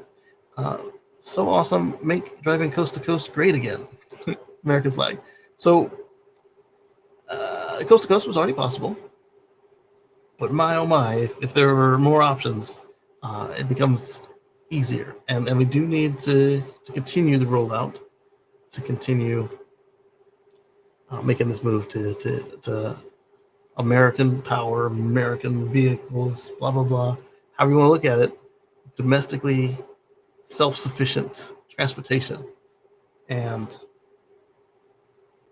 it would be nice to start to see some of the semi stations open up, not just the Tesla ones, but like also the ones that are already on the road in production numbers. Now their production is going to immediately be overshadowed by when this Nevada plant opens up in a couple of months. So perhaps they should all be compatible with each other. but I'm not counting on that because a lot of them use the car CCS, not the MCS for the trucks. And I don't know if Tesla's still using MCS2 or if they've already transitioned to MCS3. The last pictures we saw of it charging were kind of shadowy, so I couldn't tell what shape the plug was. If it was a triangle, if it was a oblong, rounded rectangle. But also, hopefully, if they do make a change in the middle of like, hey, these are out there, they have prepared to swap the sockets out. That way, we can all be on one truck plug instead of having a repeat of what we saw at the beginning of the modern EV, where we had CCS, CHAdeMO, and what was then the Tesla plug. So that would be nice to see. And with that, I have finished. And not just the plug. I would love to see that all Tesla models adopt the modular system upgrades so that we don't have hardware 2 and hardware 3 and all this nonsense. That would be nice as well. Really nice. And I think that once they become NACS capable, then all the vehicles out there can handle whatever's coming forth as far as if we need to change out their charging, because they can already accept AC and DC on the same pins. So if we need to change the pins in any way, that should help them go forward. The one problem with the trucking on MCS is MCS doesn't do AC charging. So if you are a trucker and you have a week's vacation and you own your truck and you take it home with you, you could add a number of miles during your vacation to the truck if it accepted AC charging. But it currently doesn't with MCS or CCS. So if they have a solution for that, I know it's not common, and I know it adds 40 to 100 pounds to the vehicle, depending on how fast you want to AC charge. It's not a bad choice. Especially say you have a truck that maybe it's the backup truck. It's the one that you have 10 trucks and 9 drivers, and you just have one sitting around to make sure that it's ready. You don't want to get fast chargers for 10 trucks. You can get fast chargers for 9 trucks. Leave the one on the AC for weeks on end, and then when somebody needs to switch out, it's already ready to go. It's even got most of a charge. They get going, and they while they're on their run, they fast charge it, and when they bring it back on 2%, they leave it there for 3 weeks, a month, and it's ready to go for the next emergency run. There is a cost to it, and there's a weight penalty, but it is worth the ability to AC charge a semi truck. Maybe not on level 1, but I think even that should be an option. But definitely level 2 charge a semi truck, even with a megawatt hour battery pack. It's not a waste. It's just not conducive to quick turnaround. That's fine. That's my spicy take on the truck charging. Does Duffy prefer private companies like Tesla to build the charging network? I would say no, based on his actions. I wonder what allowed gas stations to spread so quickly. Well, they used to sell you gas at the pharmacy, so I don't feel like doing that history spelunking, but it is curious. I wonder if anybody answered them. Let's see. Gas stations spread quickly. It was more than 100-year evolution. There's that. What a novel idea. I heard him talk about this in an interview last week. He said he doesn't believe in the government involvement, but the money sitting there for this project, so he's going to make sure it gets used as productively as possible. That's what he says, but it's not what happened. He got his hand slapped. And he doesn't, and even though he may say that, he doesn't believe any of these, period. Otherwise, he wouldn't have come after us for his bogus extra fee. He's getting greased somewhere else. Clearly. Allegedly. I'm alleging it, but yes, it looks that way.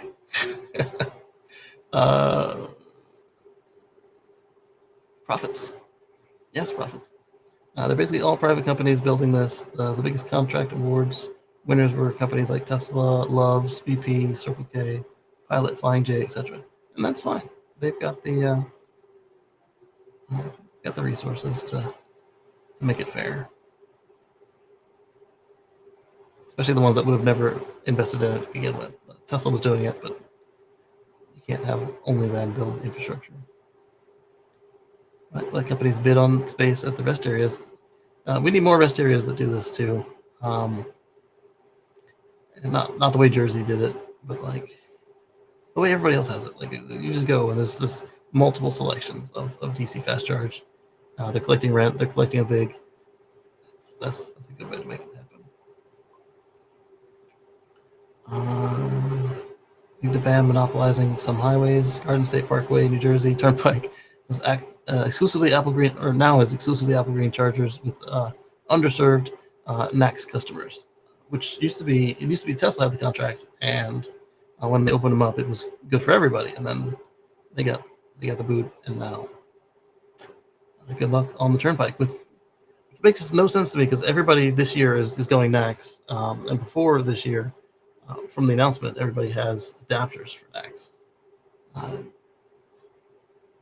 If you're a business bidding on this thing, do you not want money? Like, why are you paying for the fees to join up and not service any customers? So somebody else said only Teslas to sell them. I don't agree with that. This is a weird little AI. It's like a Model 3 convertible. It's got the convertible proportions-ish, but it's still got 4 doors. But the rear door is not interesting. So anyway, let's go ahead and close this window down. I'm through with it. So I finished the notebook.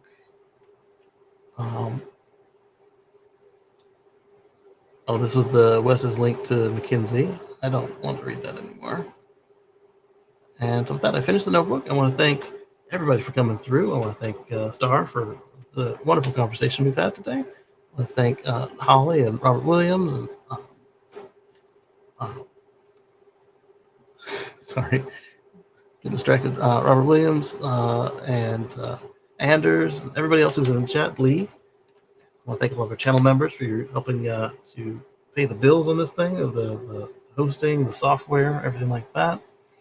And like I said, if you're in the markets for anything, any EV, any brand, new or used if you qualify and if the vehicle qualifies, you need to do it by September 30th. If it's a Tesla, consider using my code, consider using anybody else's code. But it's more important to me that you get what's going to work for your family. So if you're in the mood for one of those Fords, don't be scared by that video. I think that was just a numbskull. It certainly wasn't anything from the car, and I'd love to see the black box pull, to see what the car says what happened. Like if he ever touched the brake before the camera came on, and like what it saw before it saw the jolt, like to see what was going through the guy's head. I'm just curious at that point. But whatever you get, make sure it's good for your family, make sure it's good for your budget. But if you're already in that track, and $7,500 is what makes it comfortable, try to get it before September 30th, and then don't wait until the last minute, because if you order the car on September 25th, it may be too late. There might not be the one you want. The inventory might be gone. If you get one that's in transit, the truck could break down. I don't know. I don't want to say that you never told us. Yes, in the beginning of the year, I did tell you that we had till the end of the year because everything looked that way. We had IRS set their regulation at the end of the year. That was fine. New Congress sat in. They didn't touch it. New administration came in. They didn't change it for a while. And then they said, oh, yeah, this is going to end it 4 months early or 3 months early, whatever, because screw you, that's why. And not just the cars, the home batteries. If you get a chance to get a home battery, it's going to take longer than to get a car. And you've got solar, or if you don't even have solar, if you just want something that you don't have to maintain, like a generator with the oil changes and the monthly tests and everything. You can do home battery without solar, home battery with solar, home battery with a generator, so you don't have to, but on the longest outages, you don't have to turn that thing on. If you wanted to get solar, if you wanted to get cleaner kitchen appliances like an induction stove, if you want to do a heat pump like Patrick and I did this year, those also end September 30th for the most part. There are little exceptions.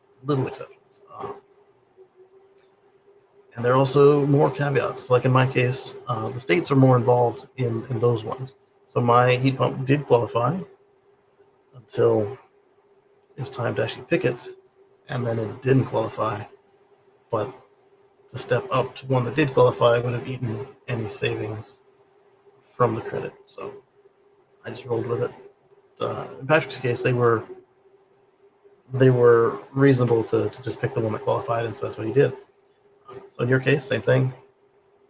Look at it. If you need one of these qualifying appliances anytime soon,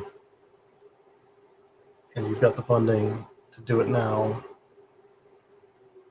go ahead and get it scheduled. Make sure that it's installed before September 30th, or that you are fully aware of whatever the local extension possibilities are, so that you can qualify.